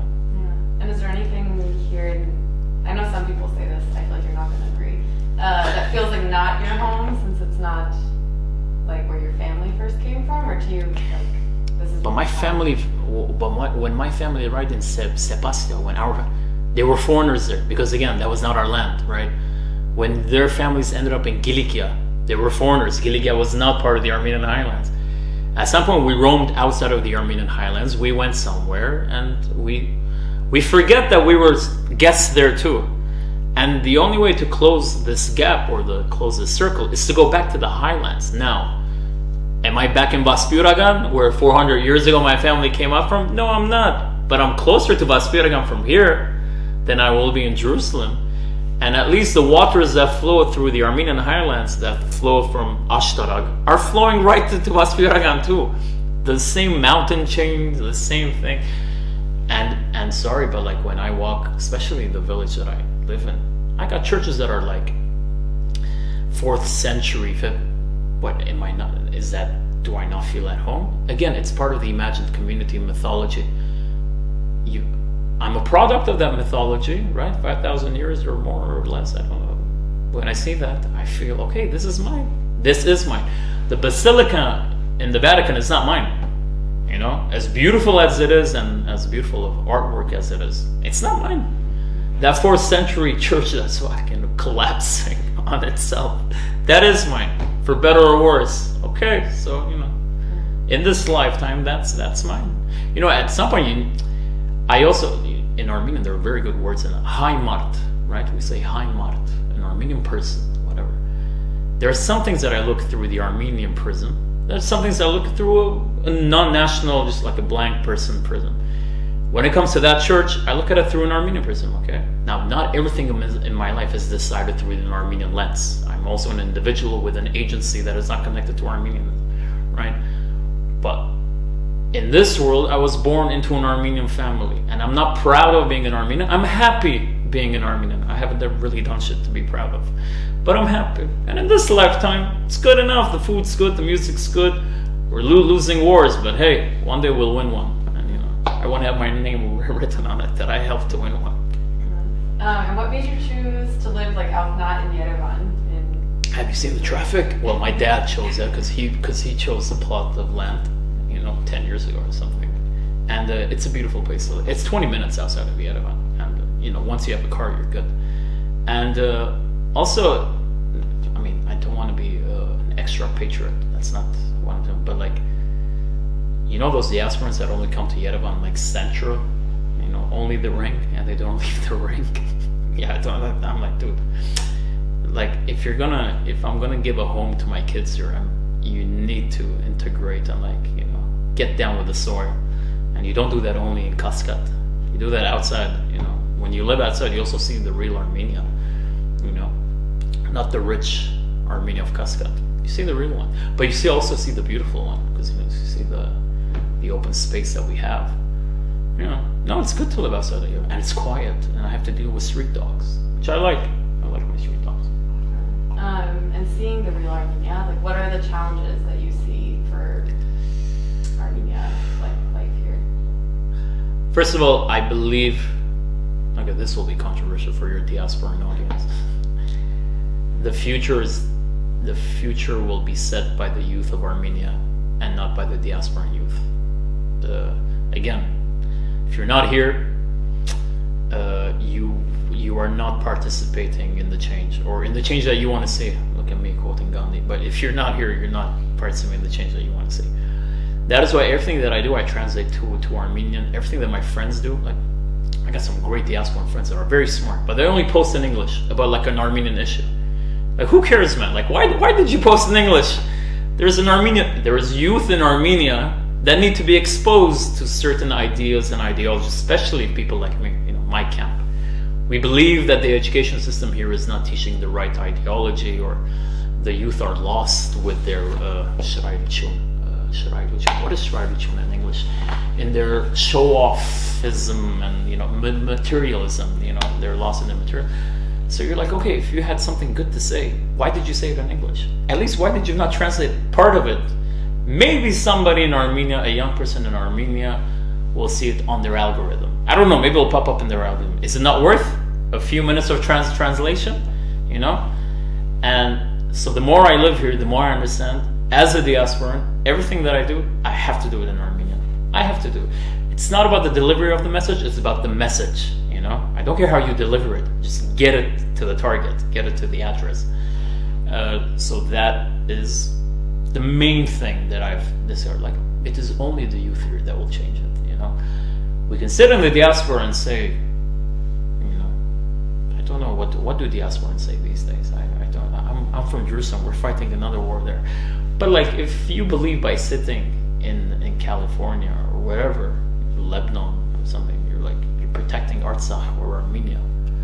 Maybe you are. Let me not discredit people. People have worked hard for years, and I'm not gonna shit on the work that the Armenian lobby has done, and they've done very good work. And I'm not here to discredit that. I'm actually here to follow up on that. Be like, okay, the moment we have a republic, an independent one, especially one that is in danger, we need more people on the ground. Make Martkuzink, right? Kalashnikov said it. Make Martkuzink. You need people here, and because they're not coming, at least not in the numbers that we want. Okay, the youth of Armenia, they are the way. And if they do not do what self-righteous diasporans want them to do, you can't blame the youth of Armenia, because it's only the people here that can decide it. So if you don't like the change that you're seeing, come and be part of it, because the youth of Armenia have the right to take it wherever they want to take it. I'm doing my part to make sure I offer a few ideas of where we can go as a nation, as a community, as a country. But if you stay outside of the Colosseum, but you say the gladiators are not fighting the way that you want them to fight, bro, join the gladiators. Show them the way. Yeah. And what are your ideas for where Armenia should go?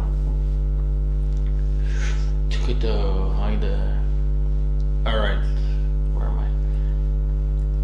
I? I don't like trends, so I think Armenians are a very easy target for trends,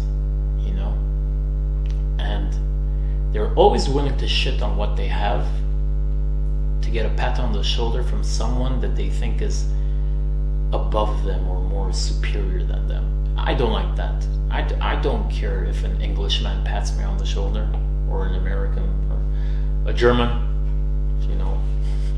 I don't really care for that, I like hanging out with them, like studying culture, but I have my self-dignity, I have my self-worth, I have my interests. If my interests sometimes might not fall in line with theirs, but it doesn't mean that I have to bow down to them at the expense of my interests. I have my own interests. And I think Armenia and Armenians sometimes fall for that trap. In Armenian there is a word, in English there isn't, Chdes. Chdesuchun. Chdes, for people that don't know, is the one that has not seen, or somebody with a hole in their eye, right? Achkadzag. Chdes. So I think it's part of this phenomenon of being Chdes as a country and as a people. Not everyone, but there are enough decision makers that are Chdes where you're like, okay, bro, what the hell? That I don't like. I can also say, look, as much as I dislike extra conservative people trying to maintain limits on how much forward as a country we can go, or as a people, I also don't like extra progressives that are willing to destroy everything in the sake of some freedom that they don't even know about, or some liberty. I'm like, yo, balance it out. Let's see what we need, let's see what we don't need. The Jews have a good saying: adopt the new when it's no longer new. So if there's a new idea, make sure it goes through the lab for 100 years until you adopt it. So I think we have to be a bit more balanced on that. So like, I don't like it when when young Armenians sort of disregard tradition because of their lust, or they're drooling over to become part of this modern world. Dude, this modern world is built on barbarity. Don't worry, you sticking to your tradition is the least barbaric thing you're doing vis-a-vis the modern world that is barbaric in of itself. So some things like that, and at some point I want Armenians to have their agency, and not to follow trends or other people's agenda. Do your own agency, man. Like, we don't have to follow other people. We can be friends with them, we can drink with them, but we don't have to serve or bow down to them at the expense of the things that we have, the heritage that we have. I'm very like strict on that, Again, and I'm very liberal in my nationalistic thinking, but I still am a nationalist, I feel like some Armenians are not, I don't know. And do I make sense? Yeah, it does. Last topic till I think of more questions is coming to what's happening now in Jerusalem. Yeah. All right, the land lease on Cow's Garden. Okay, this is going to be a long story. Okay, no, we're here for all of it. Okay. So back in 2013-14,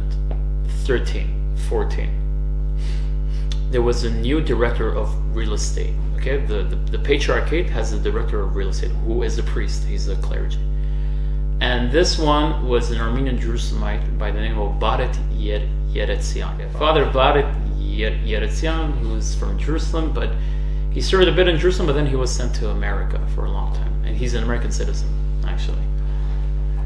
Anyways, in 2013, the Patriarch Nordhan brought him back to become the director of real estate. In 2014 or 15, right next to our house on Zion Gate, turned out he gave we call it the protected tenancy, the key. Okay, let's call it the key, protected tenancy, which is a lease, but it's a very good lease because you're a protected tenant. He stole the protected tenancy of an Armenian shop there to an Arab businessman that was a front for Turkish money.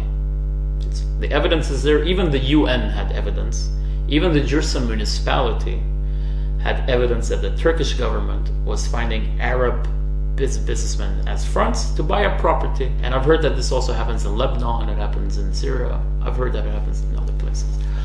My dad, being the very outspoken rebel that he is, wrote on his Facebook, and not just on his Facebook, that what the hell bought it, Siriga? Why are you selling this property to Turks? Again, because the Patriarchate, depending on who controls it, can be a whip that can be used to silence any dissent. He decided to not renew the contract of our house, where I was staying at. Okay, my family was staying in another house close to Bethlehem, so I was staying in the family house. And Baret sort of did that to silence my father, but he just threw more wood into the fire. And not only that, because I am a musician and I have some contacts as a recognized figure here and there, I was at the Jerusalem municipality around those years, and the deputy mayor, in a very friendly way, because she knew me, showed me some of the blueprints of the renovation that the municipality was going to do in the old city. And then I realized that at some point they had marked out the Cow's Garden, the parking lot. Okay, it's called the Armenian parking lot, the Armenian Cow's Garden. I asked her, I'm like, what is this? What are you guys doing here? She said, oh, the municipality is going to renovate it, and then we're going to take 90 spots. Half of it is going. I said, no. I said, but under whose sovereignty? She said, no, it's under the municipal sovereignty. So I was like, wait, that's the last open space in Jerusalem, in the old city. How can we give it away? I'm sorry for all the Armenian patriots and nationalists like me, but the Cow's Garden on the international market has more value than Artsakh and Armenia. I'm serious about this. You're talking about Jerusalem, old city, the last open space. How big is it? You gotta ask my brother. He knows it's a very big space. It's bigger than Cascade, okay? In the old city, on Mount Zion, okay? So I went back, told my father, and told some of my Armenian friends. I told them, look, man, there's a plan here, you know? And the municipality told me the patriarchate has signed off on it. Like, okay, what, they're giving half of it to the municipality for 10 years, apparently for 10 years. And then the Armenian patriarchate would have the right to build a hotel with Armenian money. That's what the patriarch said in the beginning when the news came out that, you know, the municipality is going to get involved. And what year was that? This is 2017 to 18, something like that. But in the meantime, Baret Yeresyan, the director of real estate, had taken us to court to evict us from our house because my dad was unwilling to shut up about the deals that he was making. So, and I think Baret was smart enough because he wanted to make an example out of him, because once you take the loudest person off, everybody else is going to be quiet and they're not going to rebel against you, right? But when some of my friends that were close to the patriarch, they confronted them with the information that I had, that the Cow's Garden, there is a deal on the Cow's Garden. The patriarch said there's no such thing, the municipality is going to take it, and in 10 years we will have a hotel there. Okay, whatever. We lost the court case. They evicted me from my house with the police and all that. Whatever, and then like 10 days later the Artsakh war started and I left Jerusalem and I came here. But what turned out there was, so the municipality came and they renovated it. Then they took the 90 spots. Little by little, the sovereignty of the Armenians was lost. And then all of a sudden, the hotel deal that was supposed to happen didn't go to an Armenian businessman. It went to an Australian Jewish businessman who funds extremist Jewish settler or organizations. Okay, the company is called Exana Capital, XANA, led by Danny Rothman from Australia and represented by a Palestinian guy called George Wadwad. Okay, it's ironic, but here an Israeli and a Palestinian are on the same boat here. And this deal went for them for 99 plus years. They got the whole land, not only the municipal land, they also got and in a story you're like, okay, the municipality and Danny Rothman, did everybody know about this? Like, what's going to happen? Because the municipality had said that they would relinquish the parking lot after a hotel license was given. But we thought it was going to be for an Armenian hotel license, but it went to Danny Rothman, who's not an Armenian. Anyways, at some point, my dad did not shut up about it, and there was a protest that he did last year, and there's even a picture of him alone in front of the Cow's Garden. Hayu Hoga Hayun. Hayu Hoga Hayun, the Armenian land for the Armenians. Nobody stood by him because everybody was afraid of Baret, the patriarch, you know. Because even people that liked his posts on Facebook got a call from Baret, and this is also again proven. I'm not coming up with conspiracy theories. I usually try not to come up with conspiracy theories. But Baret used to call them and tell them, you cannot like Serop's, my dad's name is Serop, you cannot like his post. I'll take you out from the, I'll take you out from the house too. Another family, a friend of mine, Hagop Jernazian, his father confronted Baret and said to Baret, the Cow's Garden is not the land of your patriarch. Kuba Badiarkit Hogache. He said, Kuba Badiarkit Hogache. And Hagop's father used to work for the patriarchate. Within a day, he was out of a job, and there was a court case on their house. Now, Hagop is from the younger generation.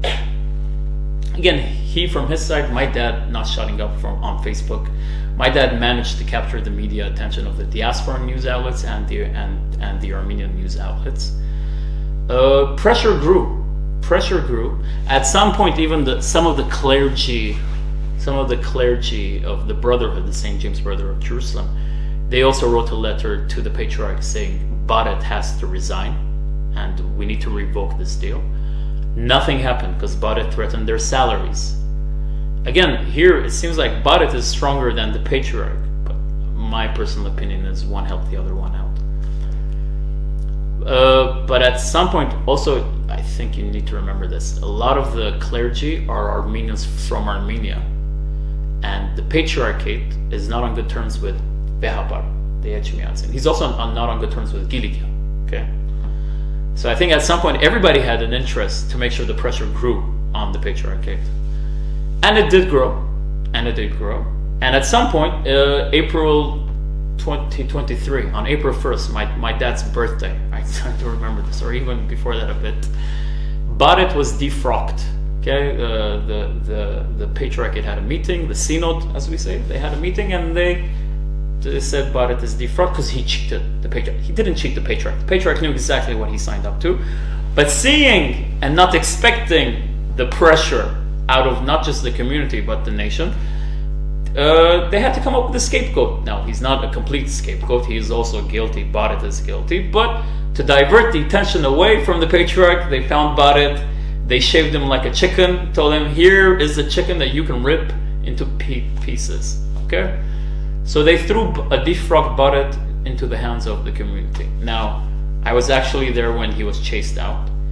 Because in the morning, we found out that Baret was going to leave back to California. So he had a big truck in front of his house, a lot of cardboard boxes, and from 8 a.m. all of the guys surrounded his house. And we all went there. I was a bit, I was confused, should I go, should I not? Because I was still in exile from the community after Baret evicted me. And I hadn't gone for 3 years. I was like, no, don't want to go, but I did go. And at some point, the people didn't want him to leave. He had a flight to catch at 6 p.m. or 7 p.m. or something back to California. But the people said, no, he's going to stay in. We're going to lock him in. And when the court case starts to revoke the deal, we want him to be a witness because he knows all of the dirty details about this whole contract. He is the architect. Lo and behold, police force come in by the permission of the patriarchate. Somebody had to let the police force into the convent to escort him out. It was the patriarch. The patriarchate was willing to let the police beat up the Armenian youth just to make sure that Baret did not spill all the details, because everyone is guilty to a certain degree. Okay, but they made sure to have him out. Okay, they needed him out. When the community said, "But how do you want this guy out? This guy's your number one witness. Why are you allowing him to go?" So no. We have to let him go. And at some point, the police force was a bit too much. We have women, children. I'm not I go to the gym, but I'm not really muscled up for this. So we understood that Baret is going to leave, but we made sure he would leave with a walk of shame. So when Baret came out, everybody yelled "Tavajan, traitor!" They spat on him, and he was put in a taxi, and he was exiled out.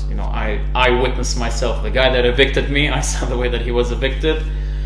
I can even tell you we acted like a mob. Even at some point I was like, guys, we can't be a mob to this, but we were a mob.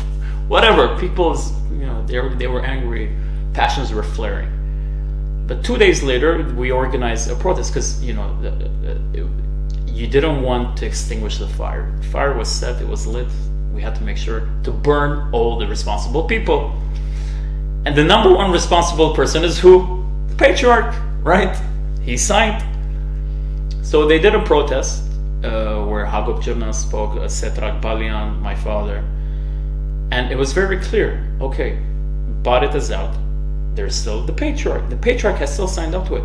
How are we going to go into the battle with a defeated general? Someone tell me that. How are we going to go into battle with a defeated general who signed the paperwork? For all this, Exana capital doesn't seem to be out of the legal bounds of what they're doing. They seem to be within the legal bounds. But we are represented by a guy that said, no, he cheated me. Baret cheated me. How could I? And Petros Razarian, who is an interviewer in Armenia on the Armenian State Channel, last week he asked Hagop Chernasyan. He said something. He said, how could the patriarch not read the contract? Like, you cannot say he cheated me out of a contract when it comes to property in Jerusalem. This is not a kindergarten at the end of Ashtarak. This is Jerusalem. What kind of excuse is it? He cheated me. No, he didn't cheat you. You knew it, you signed up to it. Right? Or at least even if you didn't know it, you know what? I'm willing to give him the benefit of the doubt. The patriarch didn't know it, he got cheated. You pay for the mistakes that you make, right? That's how you pay the price. And if you fail, you take your accountability, you pay up accountability, and you leave the office and you make sure somebody else comes in that knows what the hell to do. Now for months, the Patriarchate didn't move. And at the same time, Exana, capital, sent in their own guards to the Cow's Garden. They kicked out the guards of the Patriarchate. They put in their own guards. They put in their own computer system that can scan which plate numbers are allowed to park into the Cow's Garden. So that Armenian sovereignty was completely lost on the Cow's Garden. And although the Patriarchate was saying, no, but it's only a lease and we own it. You don't own a property when you don't control the entry and the exit. That is the basic definition of sovereignty. And they didn't have it.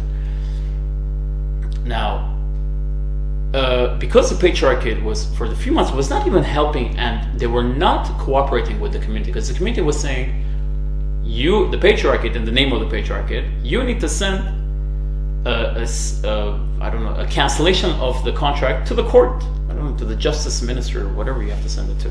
They didn't do it. They said, we'll talk about it, we're doing it, nothing happened. Hagop Chernazyan and Setrak Balyan got assistance from lawyers like Arman Tatoyan and two other, like Karnik something, Garo something from California, right? They came, they dug around, they found 95% of the contract from other sources, not the Patriarchate. The Patriarchate did not give them the contract to see where they found the contract through other sources, and they found some loopholes in it to give us some sort of hope. But again, I'm still noting the Patriarchate was not assisting in anything that the community was trying to do.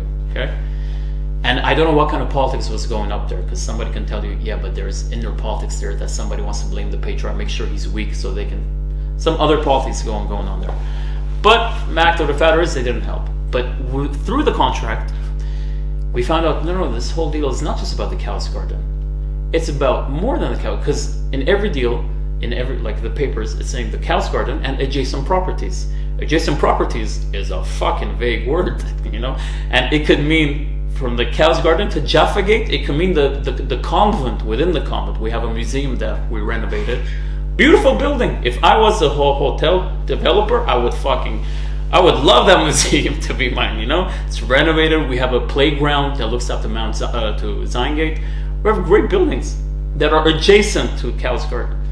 Nobody knew what the hell the deal actually entailed, and the Patriarchate was not clarifying. Now, 3 weeks ago, Hagop Chernazyan, Setrak Balyan, the youth, we're calling it Save the Ark, right? The organization called Save the Ark. They applied to the court. They brought their own lawyer. Okay, they went and they started a court case against Exana Capital, the municipality, and even the Patriarchate, because Exana Capital prohibited the parking of every Armenian that joined the protest. And if you were an Armenian with loud mouth, they prohibited you from coming to the Cow's Garden. But it's our right to park in the Cow's Garden. But they were not allowing it.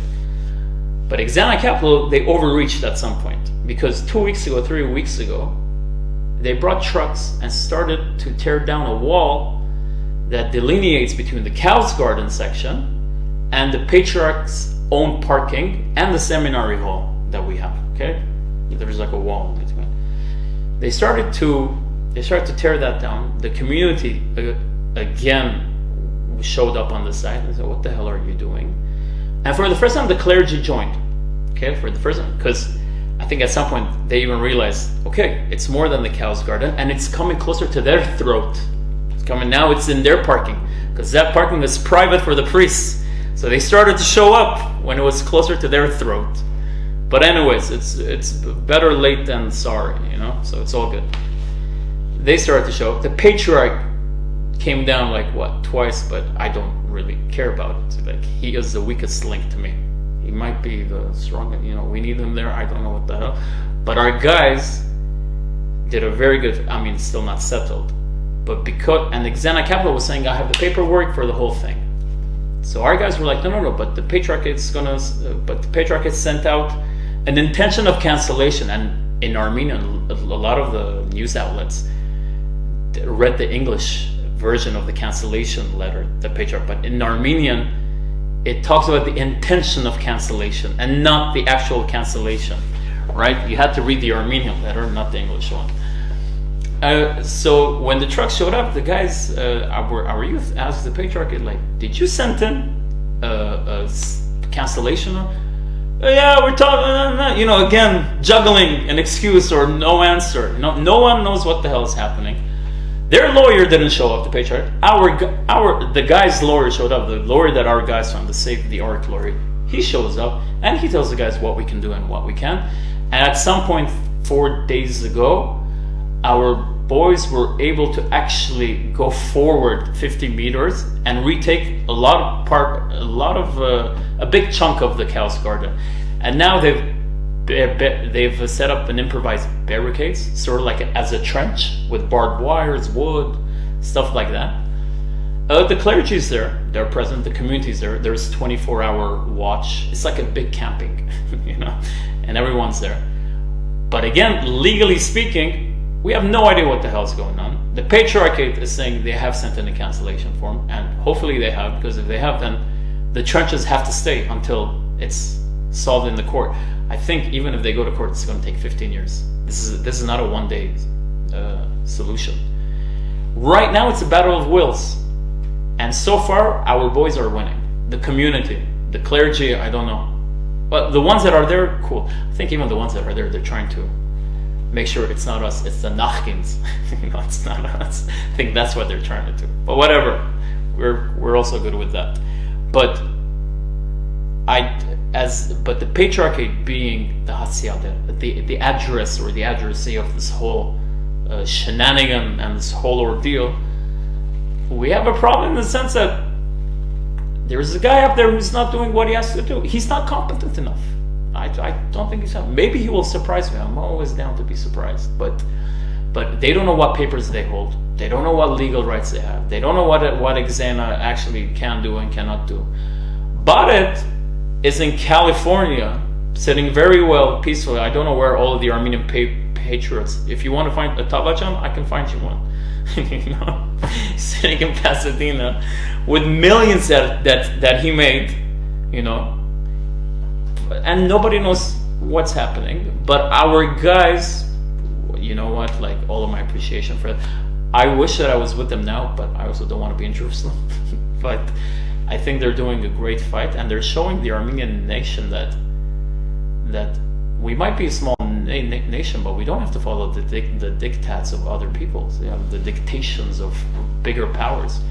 It's simply about will and audacity. And if Armenians have audacity, if you tell people we can take Artsakh back, they'll be like, oh no, Russia wants this, America wants this here. You're like, dude, in Jerusalem, everybody wants the Armenians out of the cow's garden.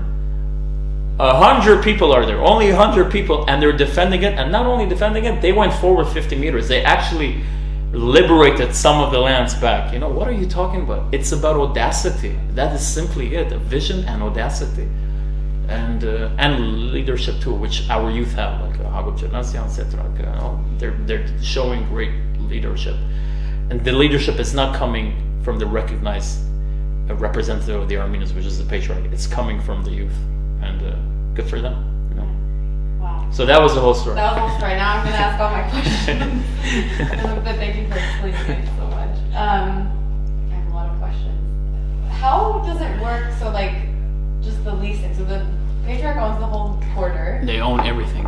And then how did, is it passed down in families usually? Like the houses? Yeah, the lease for them? Yeah, the houses they gave to refugees, right? When the refugees came. So it's like a tradition, okay.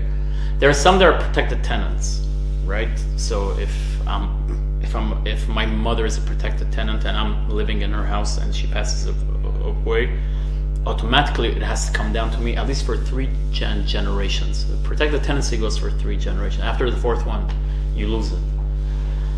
My father was not a protected tenant when my grandma died, but so the convent said, yeah, we'll renew it, but without the protected tenancy, because everybody else in Jerusalem was also trying to do that. They were trying to take protected tenancy away, because during the Jordanian times, a lot of protected tenancies endured from the Jordanian times, but it also meant within the 3 generations, if my rent was $1 in 1967, it's also $1 in 2010. because within that 3 generations, I can still maintain it at $1. So every landowner, not just the patriarchate, if they found a loophole where they can take the protected tenancy away and then, rent it out at the more market value, which is understandable at some point. So they did that. But again, the rents in the Armenian quarter are not that high. But it's not that high because you use it against you.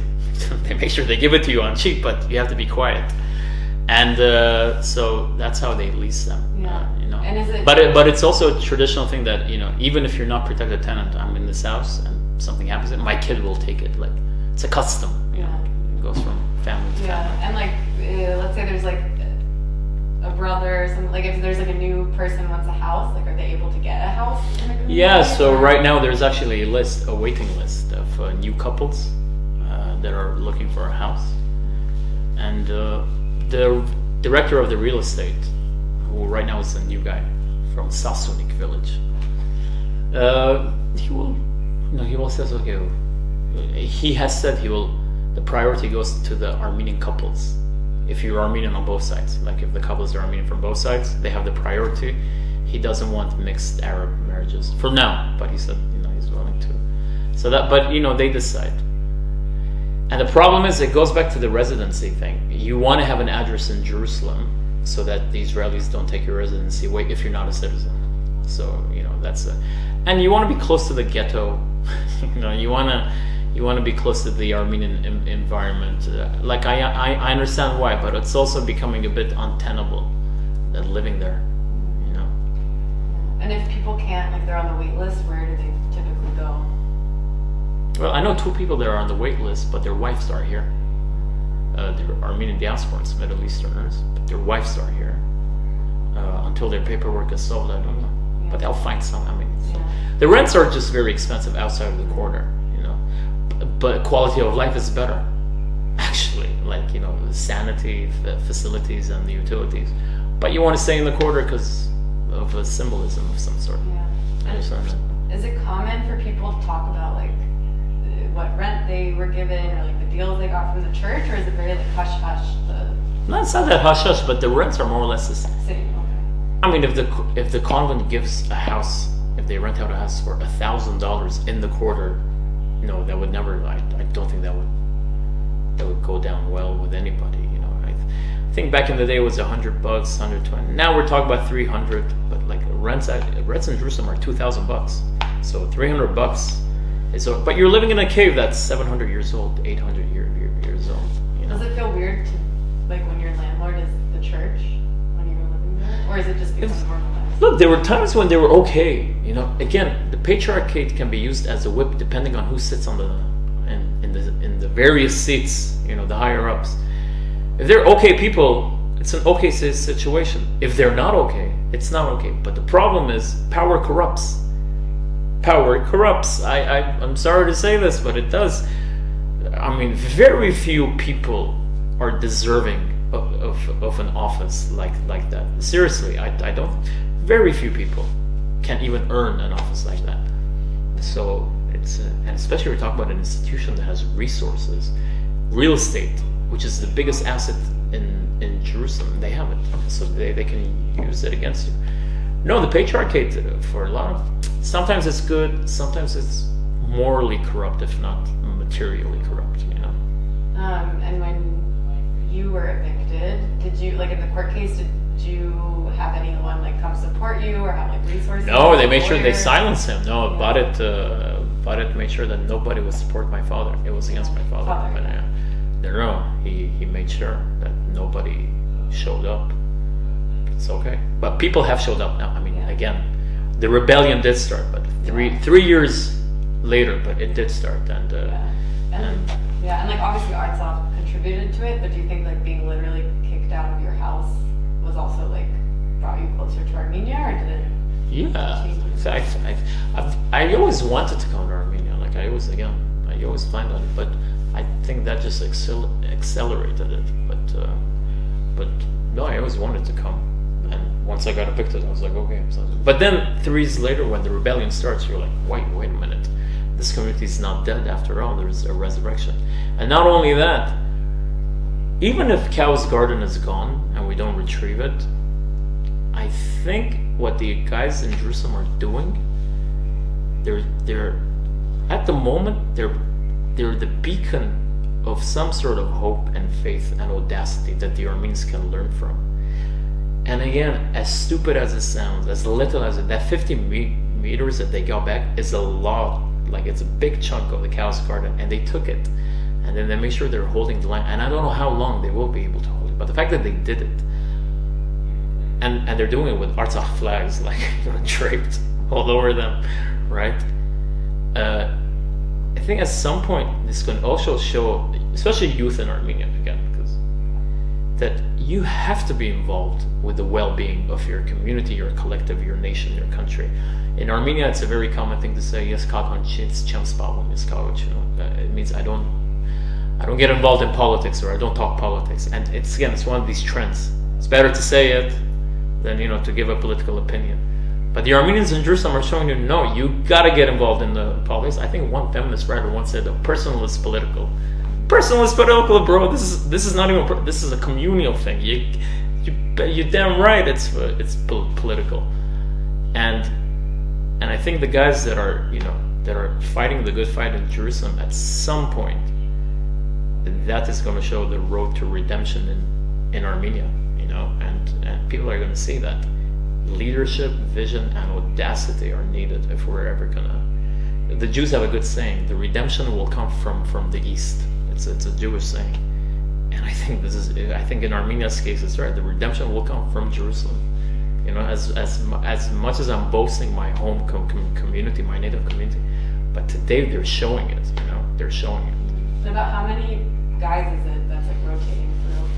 Well, the guys themselves, you're talking about 100 guys, not a lot, 100 guys, and now the police are picking each one, and like they're prohibiting them from coming 15 days. Like for 15 days, they are restricting them from coming to the Cow's Garden. So I think the police have found a strategy like to pick them one by one. But they're still there. They're 100 people, but the community is also around there. Like the women are cooking, bringing food. The men are sitting, talking about the politics behind what's going on. The clergy's there. Some of the lawyers are there. The lawyers from the guys. Media. Today there were a few Palestinian Christian groups there. Some Israeli left-wing groups, I think, are also there. People are there. Do you think the war is affecting like the context right now of it, or it's kind of existing separately? I think the war is diverting attention away from it, but also I think on Exana's side they probably have exploited the fog of war to do what they want to do. But at the same time, we've also have been exploiting the fog of war to do what we have to do. Fuck it, if they can use it, we will use it.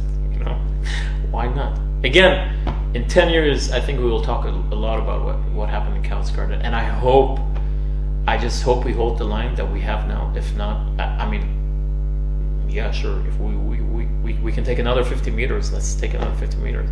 But now they've taken enough space that the community can actually park their own cars, without having to go on the other side.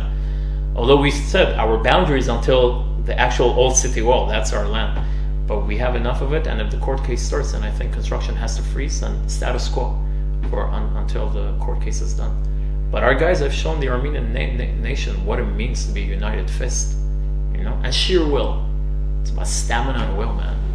Literally. Yeah. Do you feel like the whole community now feels comfortable speaking out against the patriarchate, or there's still some? There's still, the dinosaurs that won't do it. But no, but the patriarch was caught with his pants down. I mean, and everybody, and he knows it too. That's why he's going down there. And again, although I'm one of these people that will say, okay, you have to resign. Although I would also understand the case where they'll say, well, he can't resign now because he's the head of the institution that has to start the court case. You don't